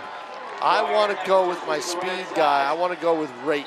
Big momentum swing with the injury to Jackson Hausman. Now it's 27-20, and it's a 3rd down and 8. Long to go. In the shotgun is J.T. Hisco. He has Lorden split to the left, Dwyer's slot left, Fagan and Rod and Terrio at the top of the screen. So 5 receivers and just 5 blockers as Bedford rushes 4. Hausman with a one-step drop. It's complete. Very short pass. That's not going to get you anywhere. No, BG's in a sense of shock right now. They're without the guy who gave him the momentum with Hausman's running. But they still have Lorden out there, and they still got their receivers out there. It's going to be 4th and 8. They ran a short pattern. Bisco's also got the ability to rush the ball, so right, they're visibly Hausman, shaken. I believe, is up and standing. So you're right, John. If it was if it was a pulled muscle, he wouldn't be standing right now. Quick kick, straight up in the air. It's not going very far, and it's out of bounds at about the 35. You so want a quick kick. You don't want to pooch that punt. You want a good It's foot. an opportunity to kick it way down the field. Guertin's kicking game is suspect. Yeah, that's kind of like practicing your bunts in the batting cage. Chase Hughes suffered an ankle injury earlier in the year, and he hasn't been the same kicker since. Right. In that case, Jordan just needed to angle it lower, line drive it down towards the end zone. You know, not to be anything fancy, just get the distance on it. And instead, he kind of kicked it straight up in the air. So pretty good field position for Bedford, trailing 27-20. Up the middle is Connor Robert. He's dragged down at midfield, but a first down gain of about 15 yards for the sophomore quarterback. And Bedford, with just under 3 minutes to go, third quarter, threatening to go down the field. John Hausman is back on the field on defense. There you go. So you were right, it was a cramp. Yeah, just holding his foot at an angle where it was a deep cramp though. Couldn't shake it for a while. And the keeper, Robert, is going to get to the 40. Containment of BG is way off. He might be a length of the ball short of a first down here. I think they're going to mark him just short. Excuse me, 2nd and 1, Bedford, from the Bishop Guertin 40-yard line. So now it's Bedford that has seized the momentum after the Jackson Hausman cramp. He's back on the field playing defense, but Bedford driving down, trying to tie this thing up. That drive had all the momentum in the world, and now it's just shifted. Completed for a first down. No tackle, and now they get him down, but it's still a first down. Yeah, still a 5-yard gain. Tell you what, Sharif Hussein paid the price for that reception. He was hit by a couple of BG defenders and hard, but he had more than enough for a Bedford first down. So 1st and 10, 1:50 to go, third quarter. On the right hash mark, Bedford trying to drive down and tie up this first round playoff game here at Stellos Stadium. It is a, of course, single elimination format. Somebody's season will come to an end tonight. Somebody will advance in the Division I brackets. Rolling to his left, Robert looking to pass, is being corralled and sacked. It's a strip sack, ball on the ground, but Bedford jumps on it. Terrific play by number 50, Joe Gowdy. There's your man. There's the guy. Got to get pressure, but a lucky play by Willem Fargo. All 6'7" of them. 64 with the fumble recovery, which was the biggest play right now for Bedford. Wow, that was a much-needed sack, a huge play for the Cardinals. They're going to make it 2nd down and 20. That was a first down passing attempt that went nowhere because of great coverage down the field and the sack by Gowdy. Quick hitter to the left. It is complete and wrapped up and down by Nick Lorden at about the 45-yard line. No gain. Bedford got away with a block in the back on Shafee and Rod. Yeah. Got away, he was pulled down from behind. Maybe that's one of the reasons why there's been so few penalties. They're overlooking some stuff. Could be. I think you would have declined that, though, anyway. You would have. Yeah. 3rd and 20 from the 46. 20 seconds left to play in the third quarter. This will be the final play of the period, one way or the other. Robert Heald is the center for Bedford doing all these shotgun snaps. Heald is 5'11" and 270 timeout pounds. taken by BG that could come back to haunt them. You got to take a defensive timeout with 12 seconds left in a period. And that is a 3rd and 20. That is on 3rd and 20. That is a tough timeout to take. They must have seen something right away that they were in the wrong position, and Jeff Moore had them call timeout. That is very, very, very crucial. The positive side, it gives Hausman even more time to recover from what was a really debilitating cramp in the last offensive possession. The two-way running back and defensive back is back out there at linebacker. And so we'll see what BG comes up with here on 3rd down and 20. They were able to come up with a nice sack of Robert on 1st down. This is an obvious passing situation unless the Bulldogs reach into their playbook and come up with some kind of a quarterback keeper or a draw play here. Robert's always dangerous that way, but it is an empty backfield. Let's see what the BG pass rush can generate. Connor Robert, 2-step drop, looking to pass. Now Gowdy's after him. Gowdy's up on his tail. Missed him. Goes down the sideline, and he gets down to close to the 30-yard line. Short of the 1st down by a few yards. Gowdy's got to be, you know, furious with himself because he broke containment and got outside to get Connor Robert, and he did not dive for his feet. He just stretched out to try to get his shirt and missed. And Calvin Basta was the other BG defender that had a shot at stopping Robert short. 4th and 4, and of course they are going for it in this part of the field. Robert to pass, looking to his right, going deep down the right sideline, and it is complete at the 1. Dylan Fagan was right there, but somehow Liam Green caught it and stayed in bounds. Unbelievable. I want to see that one again. But what number was Green there? Liam Green is number 11, and he caught it at the 1. An amazing pass play just to call that when you only needed a few yards for the amazing that first he was down. able to stay in bounds on the final play of the 3rd quarter. That is a exciting finish to the 3rd quarter, and it bodes well for the rest of this game. It looks like we're going to come down to the wire. Maybe the last possession. We'll have to find out. Stay with us. Nashua TV bringing you Bedford versus BG. 1st round playoff game at Stellos Stadium. A spectacular completion from Connor Robert to Liam Green to give Bedford 1st and goal from the 1 as the 4th quarter begins. Is this an amazing game or what?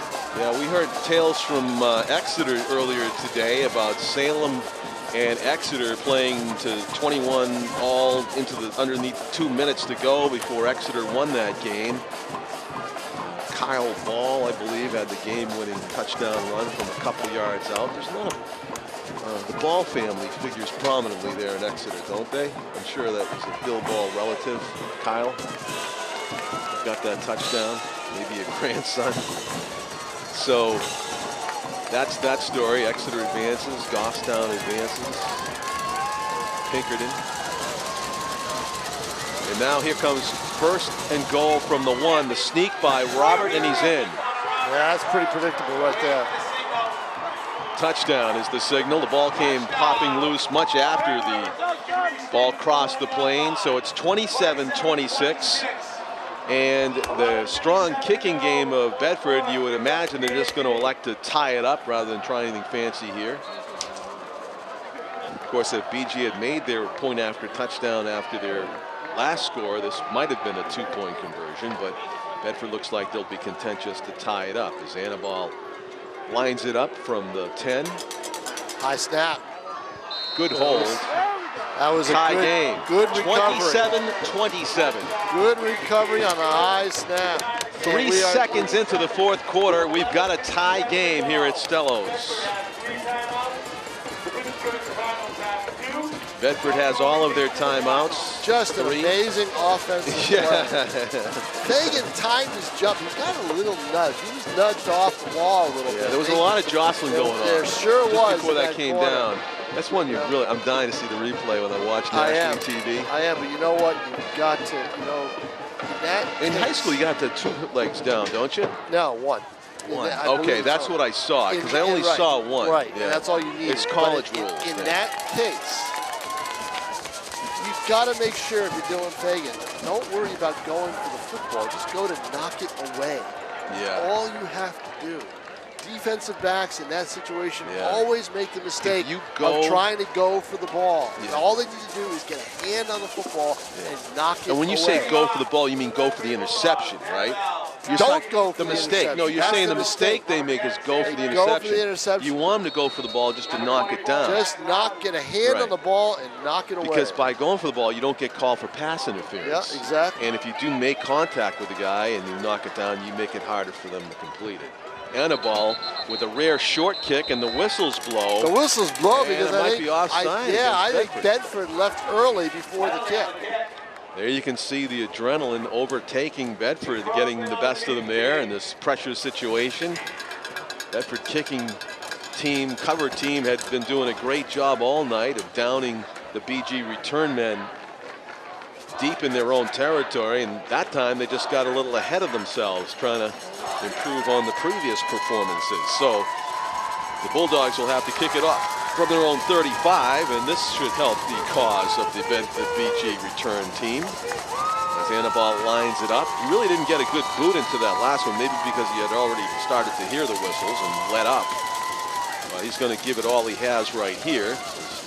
Jackson Hausman and Sam Rader back to receive. He really nails this one. He drives Hausman back, and it's going to go into the end zone just barely by 3 yards. I think Cooper Anibal thought that he couldn't reach that far if he gave it his all, and in fact he did kick a touchback, which don't happen all that often in high school. You see him almost every kickoff in the pros now. Almost rare to see a kick run back. But in high school it doesn't happen all that often.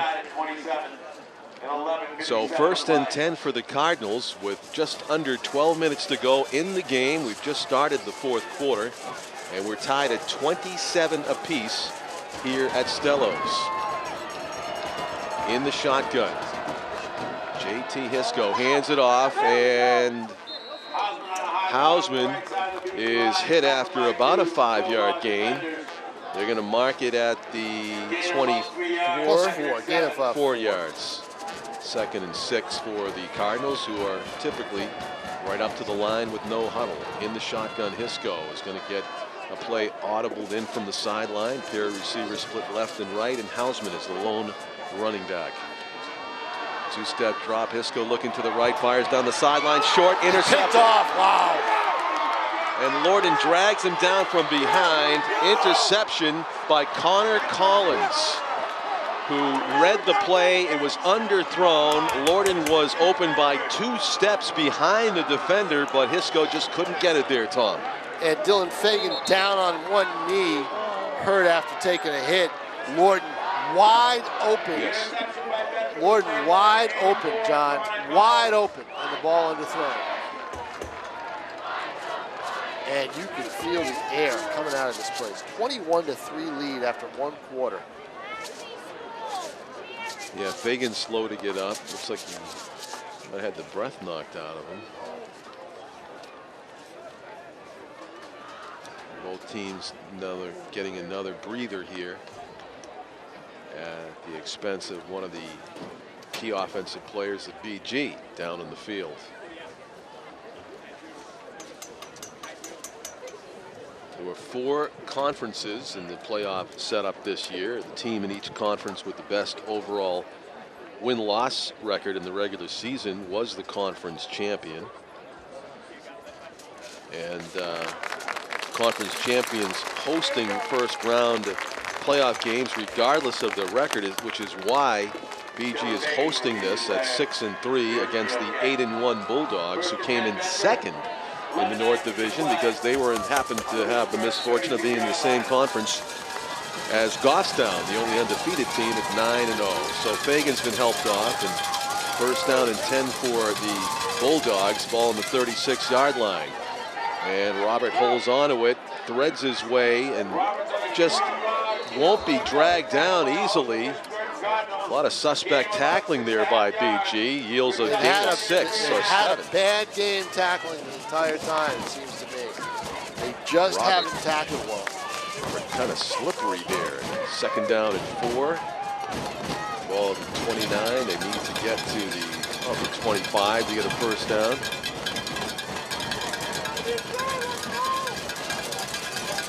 In the shotgun is Connor Robert. He's got 2 receivers split left and right, and Leahy is the lone running back. Robert's going to keep it. Off right tackle. He's downed at the line of scrimmage just about. Well, he's more than that, John. He's always down. He's down to the 26. Got a couple yards. He's more than that. He's close to a first down. It's probably going to be third and about a yard. He slid underneath a lot of people to get there. He's pretty good at that. Yeah, he sure is. 3rd and 1 from the 27. Robert is 6 feet, 174 pounds. Just over 10 minutes remaining in this game in regulation. We're tied at 27 all. If he loses this game, though, they'll look back at 4 tackling.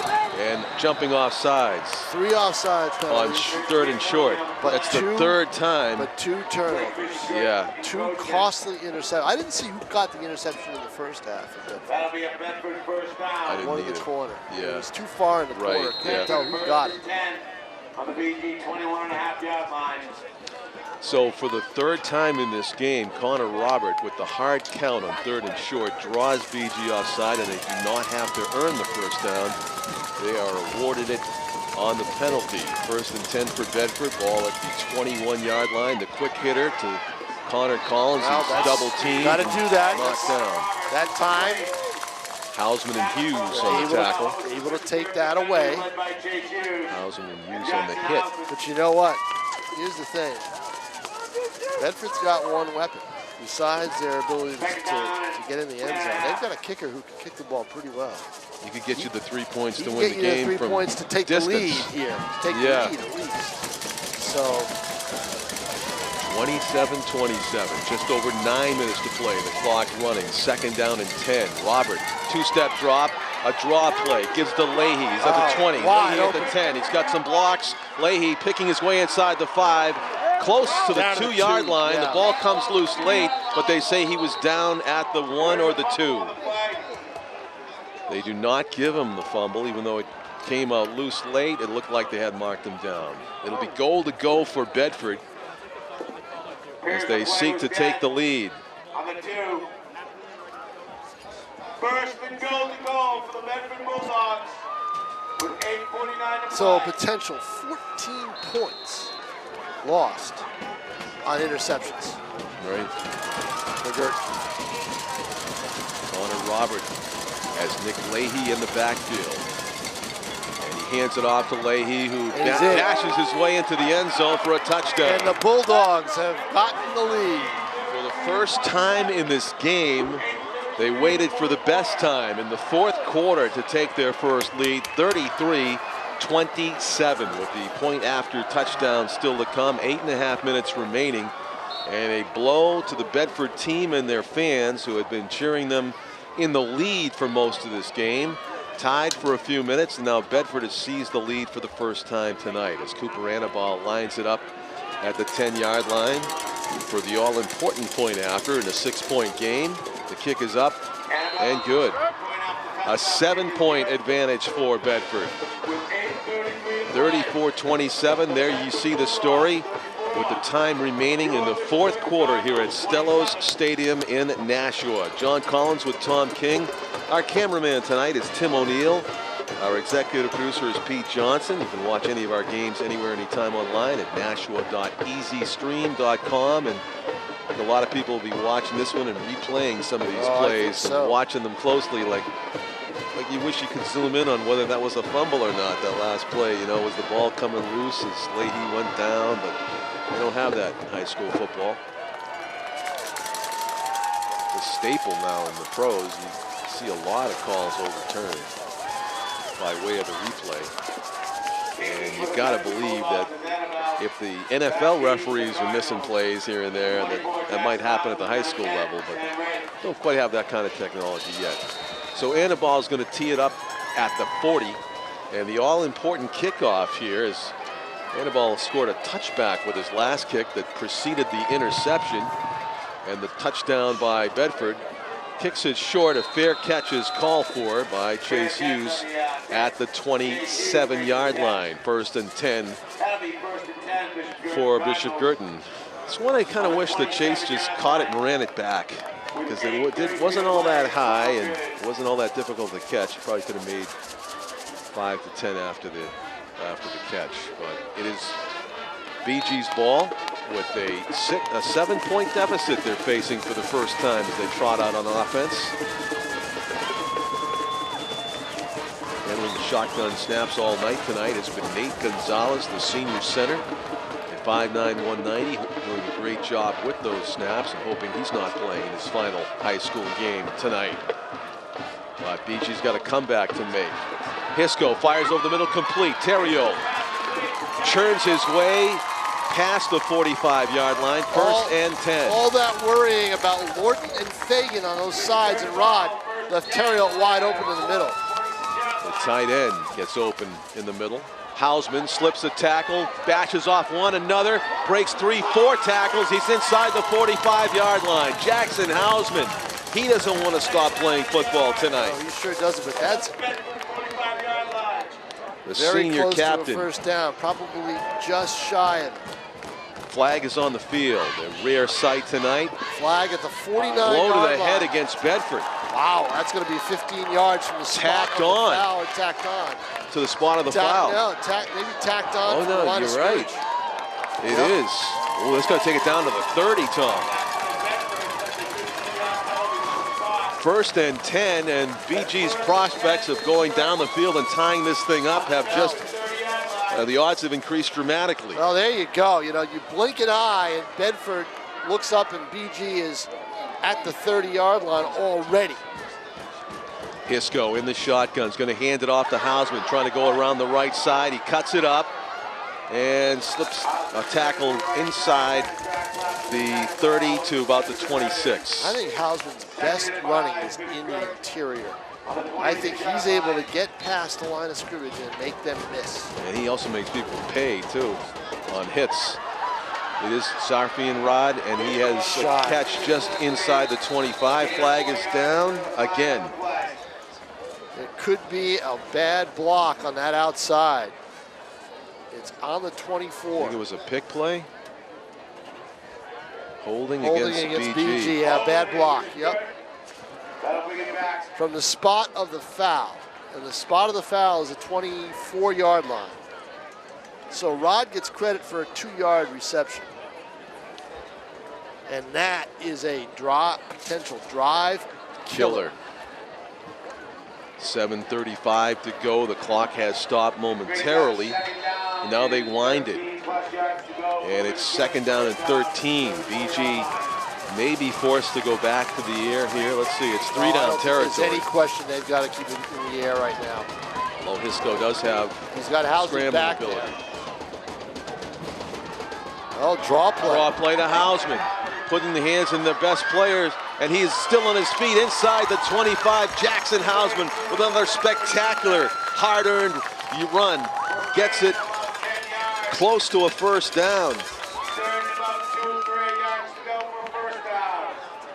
Call it 3rd and 3. Hausman, Hisco in a deep drop down the left sideline. He's out of bounds.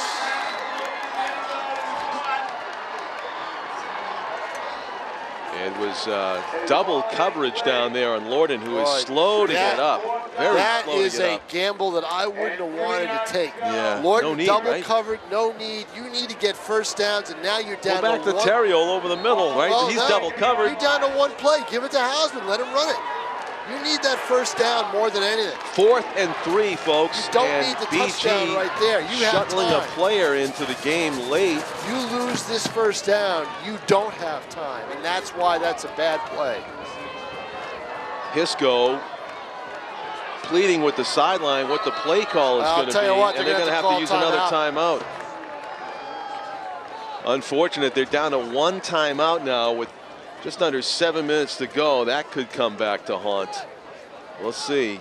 BG's got to come over and huddle up and come up with a 4th down conversion here of some sort. 4th and short, and playing on to this football, trailing by 7 points, 34-27, as we look in on the BG huddle near sideline. As we record this on Saturday, November 7th.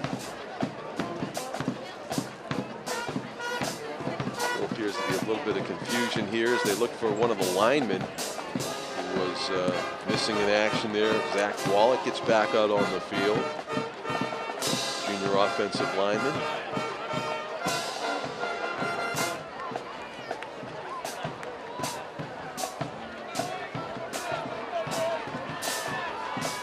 A key play for the Cardinals, to say the least. And this, you can hear the crowd on both sides of Stellos Stadium roaring right now on 4th and 3 with 6:53 remaining in the game. Hisco looked to the sideline. He wants Hausman on his right hip. He moves him over. He better get a snap soon. He gets it. Hausman has it, and he is going to be wrapped up. And Short did not get there. Did you get the feeling that they just didn't have the game plan on that play? Yeah, and it was uncharacteristic because they seem to know what to do. Well, the thing is, that's why you call timeout. So not only do you waste the possessions, you waste the timeout. They have one timeout left. They don't have the football. Why go for the corner of the end zone to Lorden when he was out of bounds in the first place? Not a good. They lost that series on 3rd down and then compounded the issue with the timeout that leaves them with one left and a confusion on a play where you should know exactly what's going on after you call the timeout. Yeah, it just didn't have a good look to it, and they surrendered the ball falling less than a yard short. So Connor Robert has the ball, and the task is to kill clock and score the game winner. Leahy's got it. He's wrapped up for a short gain. Tackle made by T.J. Hart in the middle of the line. See, now you wonder how conservative will Bedford get.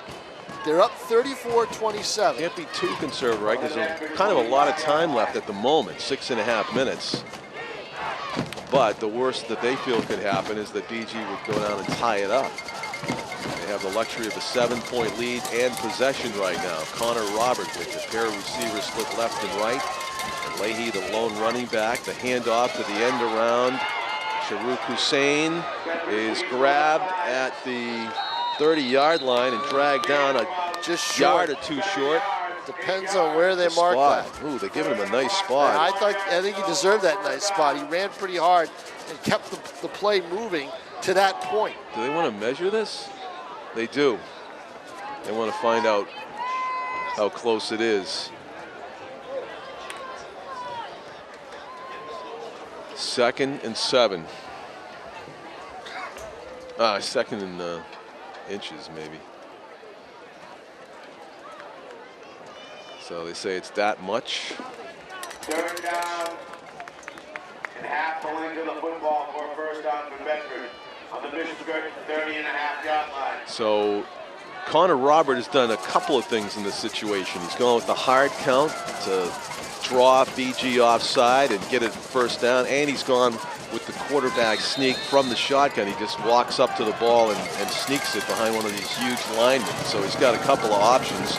The first is going to be the hard count on 3rd down and inches. Now he comes up, and here comes the sneak. And it's a first down. Bedford easily good gets line it. play. Everybody knew what was happening. They're gigantic bodies up front, led by number 72, Robert Heald, who's 5'11" and 270. The center. So it's a first down play. Bedford successfully killing a couple of minutes off the clock. 5:20 clock rolling. Bedford leading this game 34-27 by 7 points. Connor Robert in the shotgun, BG showing blitz, and they're able to corral the quarterback in at the line of scrimmage, let's say. Off left tackle, gain of about 2 yards. Call it a gain of 1 and maybe 2nd and 8, 2nd and 9. Good defense that time by BG on first down. They need to come up with a stop. Needless to say, to get this ball back and tie this game up.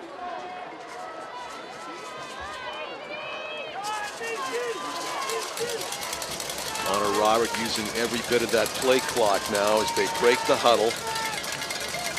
2 receivers left and right. And Leahy's got it. He's hit in the backfield and dragged down. Gowdy with a great play. There's that name. You need to hear that name more. Joe Gowdy, almost like he was in the Bedford huddle. blew that play up in the backfield. A big defensive stop there. 3rd down and 12 after the loss of about 4. Bedford using that play clock. Connor Robert goes over to the sideline to get the play in person, back to the huddle and up to the line of scrimmage. Heel to center.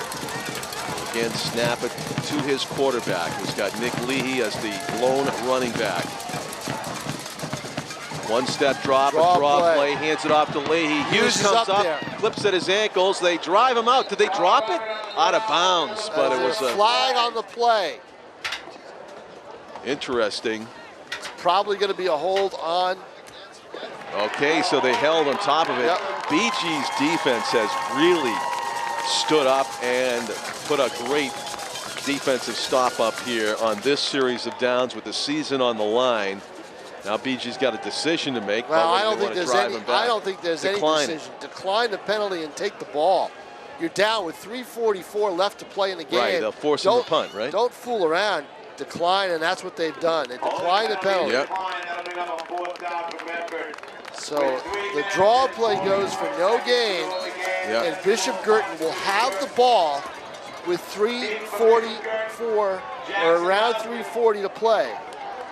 And Hausman looking to make something happen on this return. You can guarantee that. Tom, you talked about you wanted to see a classic in the regular season. How about this game? We've got a classic. We've got a classic now. I knew it was going to be a much better game than what we saw the last quarter and a half of the regular season. The punt is away. It's very short.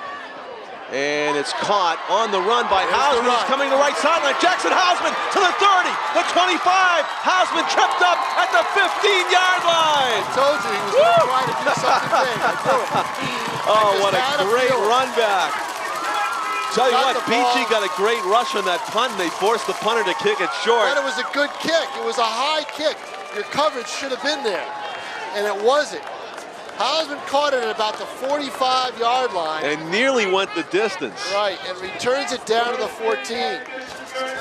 1st and 10. Oh, you got to believe that BG believes they can tie this game up right now. Plenty of time, not an issue. 3.5 minutes to go. BG needs to convert, though, from 14 yards out. Hisco in the shotgun. He's going to hand it off. Then a whistle before the snap.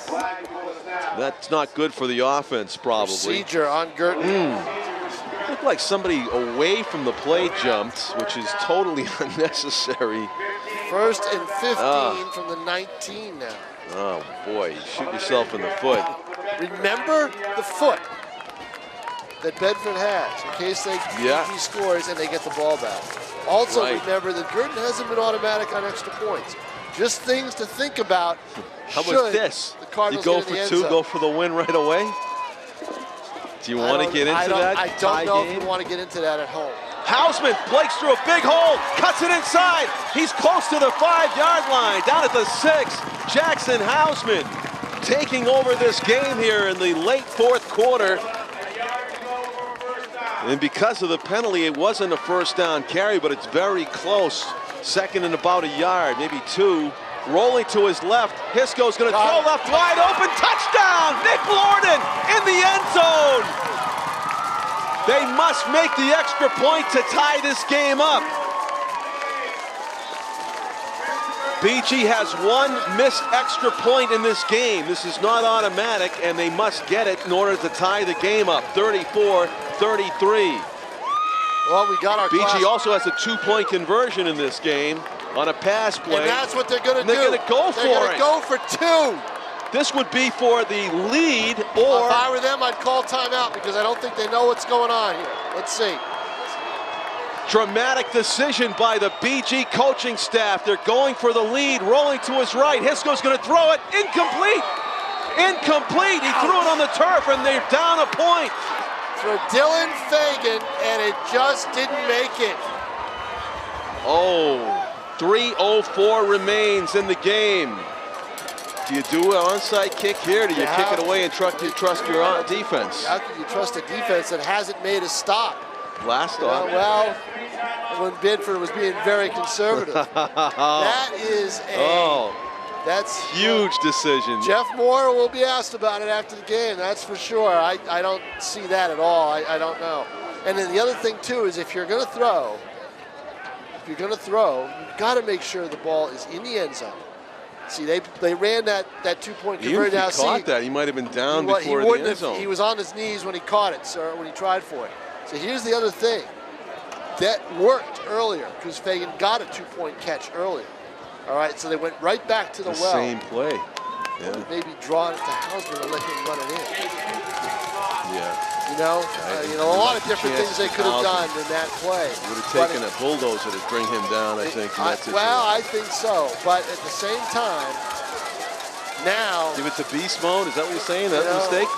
They tried to throw it instead of giving it to beast mode. Well, Jeff Moore is going to have to. If the Where score, we heard that before. If the score holds up, he's going to have to talk about that decision. But there's still 3 minutes to be played as it bounds off the fingertips of Tucci. He collects it. Tucci going to the left, and they push him out of bounds. But a great job of field position. They got a late hit. Yeah, he was way out of bounds. He was well out of bounds. Called it. Yep. And that's going to put the ball in BG territory. That is a blow to the BG hopes here with 2:58 to go and only one timeout remaining. And that's that timeout that they used earlier. I didn't think they could have used that other timeout on that 2-point play. Oh man, they want that 2-point play back. Now maybe Hughes could not kick. We don't know. Wow. He's been bothered by a bad ankle all game. Yeah, that's true. You know, we don't know it all. No, we don't know. We'll find out. I'll find out after the game. Tell you what, if you're ever going to force a fumble, this would be the time to do it. But Nick Leahy doesn't really drop the ball very much for Bedford. The junior running back is back there with the sophomore quarterback. Robert hands it off to Leahy, cuts it to the outside. He's trying to stay in bounds, and they say that they're going to say forward progress, and they're going to keep him in bounds and keep the clock rolling. So that is a problem for Bishop Guertin, because this clock is going to get down close to 2 minutes before they run another play. They mark it at the 38. And things do not look good for BG right now. The lead in possession, best chance to win belongs to Bedford right now as they take it up to the line of scrimmage on 2nd and 2. Robert, a pair of receivers left and right. That's Nick Leahy, the lone running back. The snap. Quarterback, he's keeping it. Yeah, but why go wide if I'm him? If I'm him, I don't even go wide. And they take him out of bounds, stops the clock. That's just not good football right there. Don't go wide. You're better off taking a knee. You're better off just running it up the middle. Yeah. Just taking the time off the clock. Right. That saves about 30 seconds. He got the first down. Yeah. Which is big, but still, don't go out of bounds. Yeah. First and 10 at the 36. BG's got an all-out gamble. Now they've got to strip the ball. I think they're going to have to get a strip on the ball. But they got to try to get in the backfield and blow something up because they need that ball back. 2:04 to go. The 2-point conversion attempt will be a big question for Jeff Moore. And nope. Here they come. Leahy breaks through an opening and he's pulled down, but not before he gets inside the 30. Well, what happened was the Guertin defense was caught in a run blitz, and Leahy caught him, and they went all the way out. And it's 2nd and short. And BG's going to be forced to... 1:40 to play. That was a huge play See, right if there. Bedford gets a first down here, the clock stops to move the chains. They're going to take the full play clock. They are going to take that full play clock down. 2nd and 1.5 and 27. 1:25, the clock rolling. It's in favor of Bedford right now as Robert keeps it, runs to the right, and he's got a first down, and he's still on his feet. Robert is going to score a touchdown, and that will do it. 1:11 left to go. It is a 40-33 Bedford lead. The extra point will make it an 8-point game. I shouldn't say. You know, 8-point game is still a 1-possession game. That is a good thing. It's not a bad thing. It's not a bad thing. It's not a complete bad thing. It's not a bad thing. You let him score in that. You let him score in that situation. You know what? That could be a strategy well, right see, there. if I'm Bedford, you know what I do? I go for 2 here if I'm Bedford. I tell you what would have cemented the game if they're not going is if he didn't score right there. Right. They're going to make it an 8-point game. Cooper Anibal's kick is good, so we have all kinds of machinations spinning through our heads right now. If he had taken a knee 3 times after the 5-yard line, there'd be nothing BG could do to win the game. Now they have 111 to get 8 points, and it's doable. It's possible. With the way Guertin plays, it is doable. But it's tough to tell a kid not to score a touchdown on the way in. How about this? I know it is tough. I'm not faulting the quarterback, Connor Robert, but you have a team that felt like their season was gone because they didn't get that 2-point conversion. Now they have their resurrection. They have life. They have life. They have a chance. But they're still on life support. Life support, they are. Yep. And again, if you're doing a kickoff here, and if they do score, they have to make good on that 2-point conversion that they didn't get before. You don't want Jackson Hausman to touch the ball on this kickoff. So if I'm Bedford, I try to squib it to the 25 and let someone grab it there. Okay. But he's got the leg. Does he go for the end zone here and let Hausman run it back? He is. Left it short. Raitt flips it to Hausman, and he's going to throw it across the field. It has completed the lateral. Sam Raitt is going to go down the sideline. Sam Raitt has some space. He's pulled down at midfield.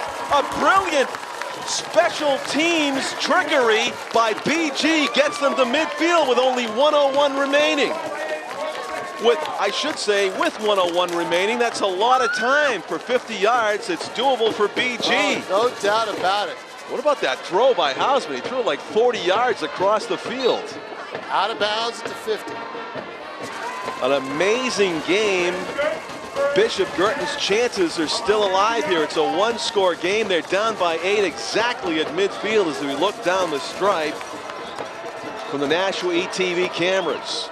Straight drop. Hisco looking down the middle. Fires. It's complete.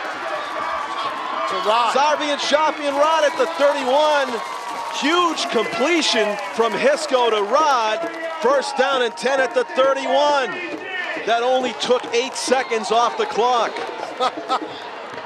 As they restart it, rolling to his right, Hisco looking to pass, is hit as he throws it.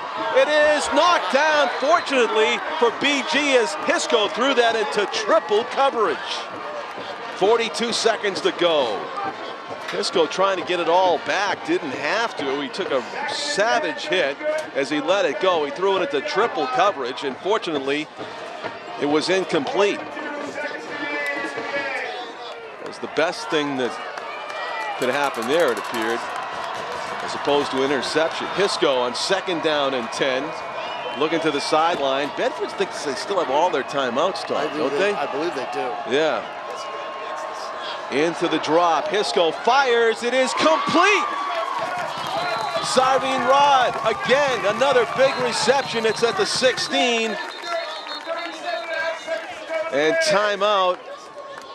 If I'm Bedford, I take a timeout. Yeah, they're gonna use one. Actually, they say BG took it.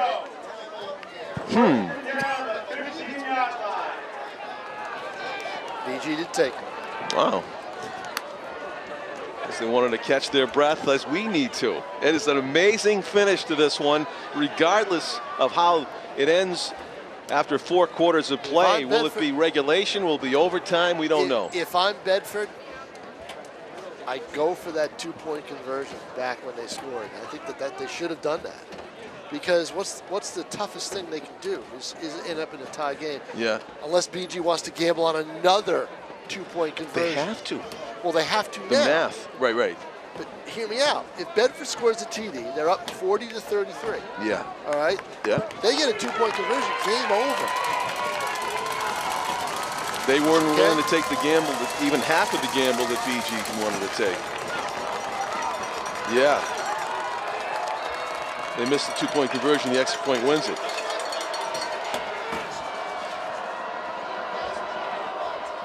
Hisco looking to the sideline. It's 1st down and 10 from the 16. An absolute classic. Hisco hands it off. Hausman to the right. cuts it back to the middle. Yeah. He's still on his feet. Pushed down at the 15. Ran a lot for 1 yard. Hausman takes some time off the clock with that. The clock is running. They can't stop it. 20 seconds. They're right back up to the line. Clock ticking. Hisco back to pass. Looking over the middle. He's got him. It's incomplete. He was hit hard. Fagan, intended receiver. He got nailed. It's 3rd down and 10 from the 16. The best thing about that play, the Stop the clock. With 14.5 seconds left.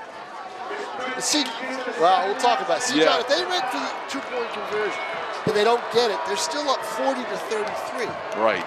So they forced BG to have a decision if they scored, whether or not to go for 2 or go for 1 again. See what I mean? Yep.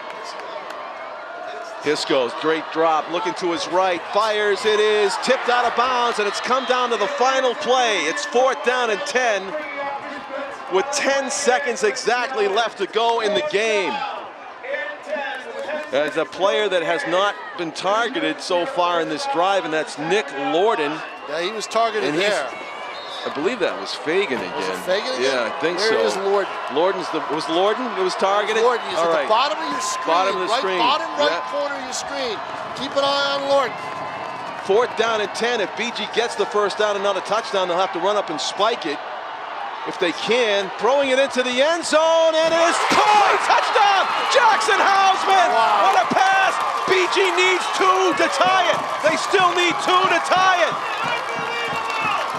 What a touch pass under pressure by the quarterback, JT Hisco. A brilliant touch pass under pressure to be able to take something off of it and drop it into the waiting hands of Jackson Hausman. Incredible.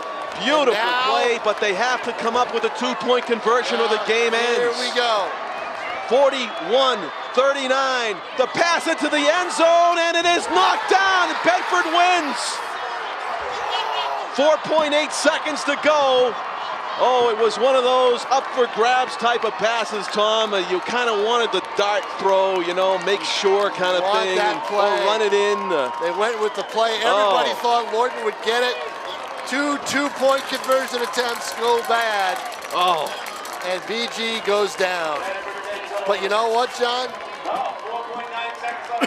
4.8 seconds to be kicking off for the onsider. Yep, down 2.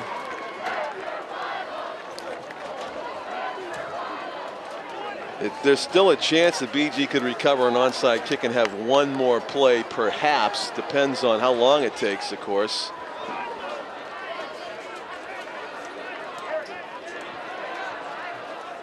It would be one of the strangest developments in football history if that would happen, but unfortunately 2 missed 2-point conversion tries for Bishop Guertin here in the 4th quarter. The difference, the story of the game late. A game that may have made up for all those blowouts we witnessed this season all in one game. 2 amazing teams going at it here. 20 points divided the 2 teams back in September, but just down a 2-point difference here tonight. Chase Hughes lines it up, clearly looking for an onside kick, probably right there as he's facing to his left. And he kicks it. It's a good onside kick, but Bedford gets it. BG kind of letting it go the 10 yards. They might have grabbed that in midair. They down it immediately, and it'll be the victory formation for the Bulldogs. They will take a knee and down this one.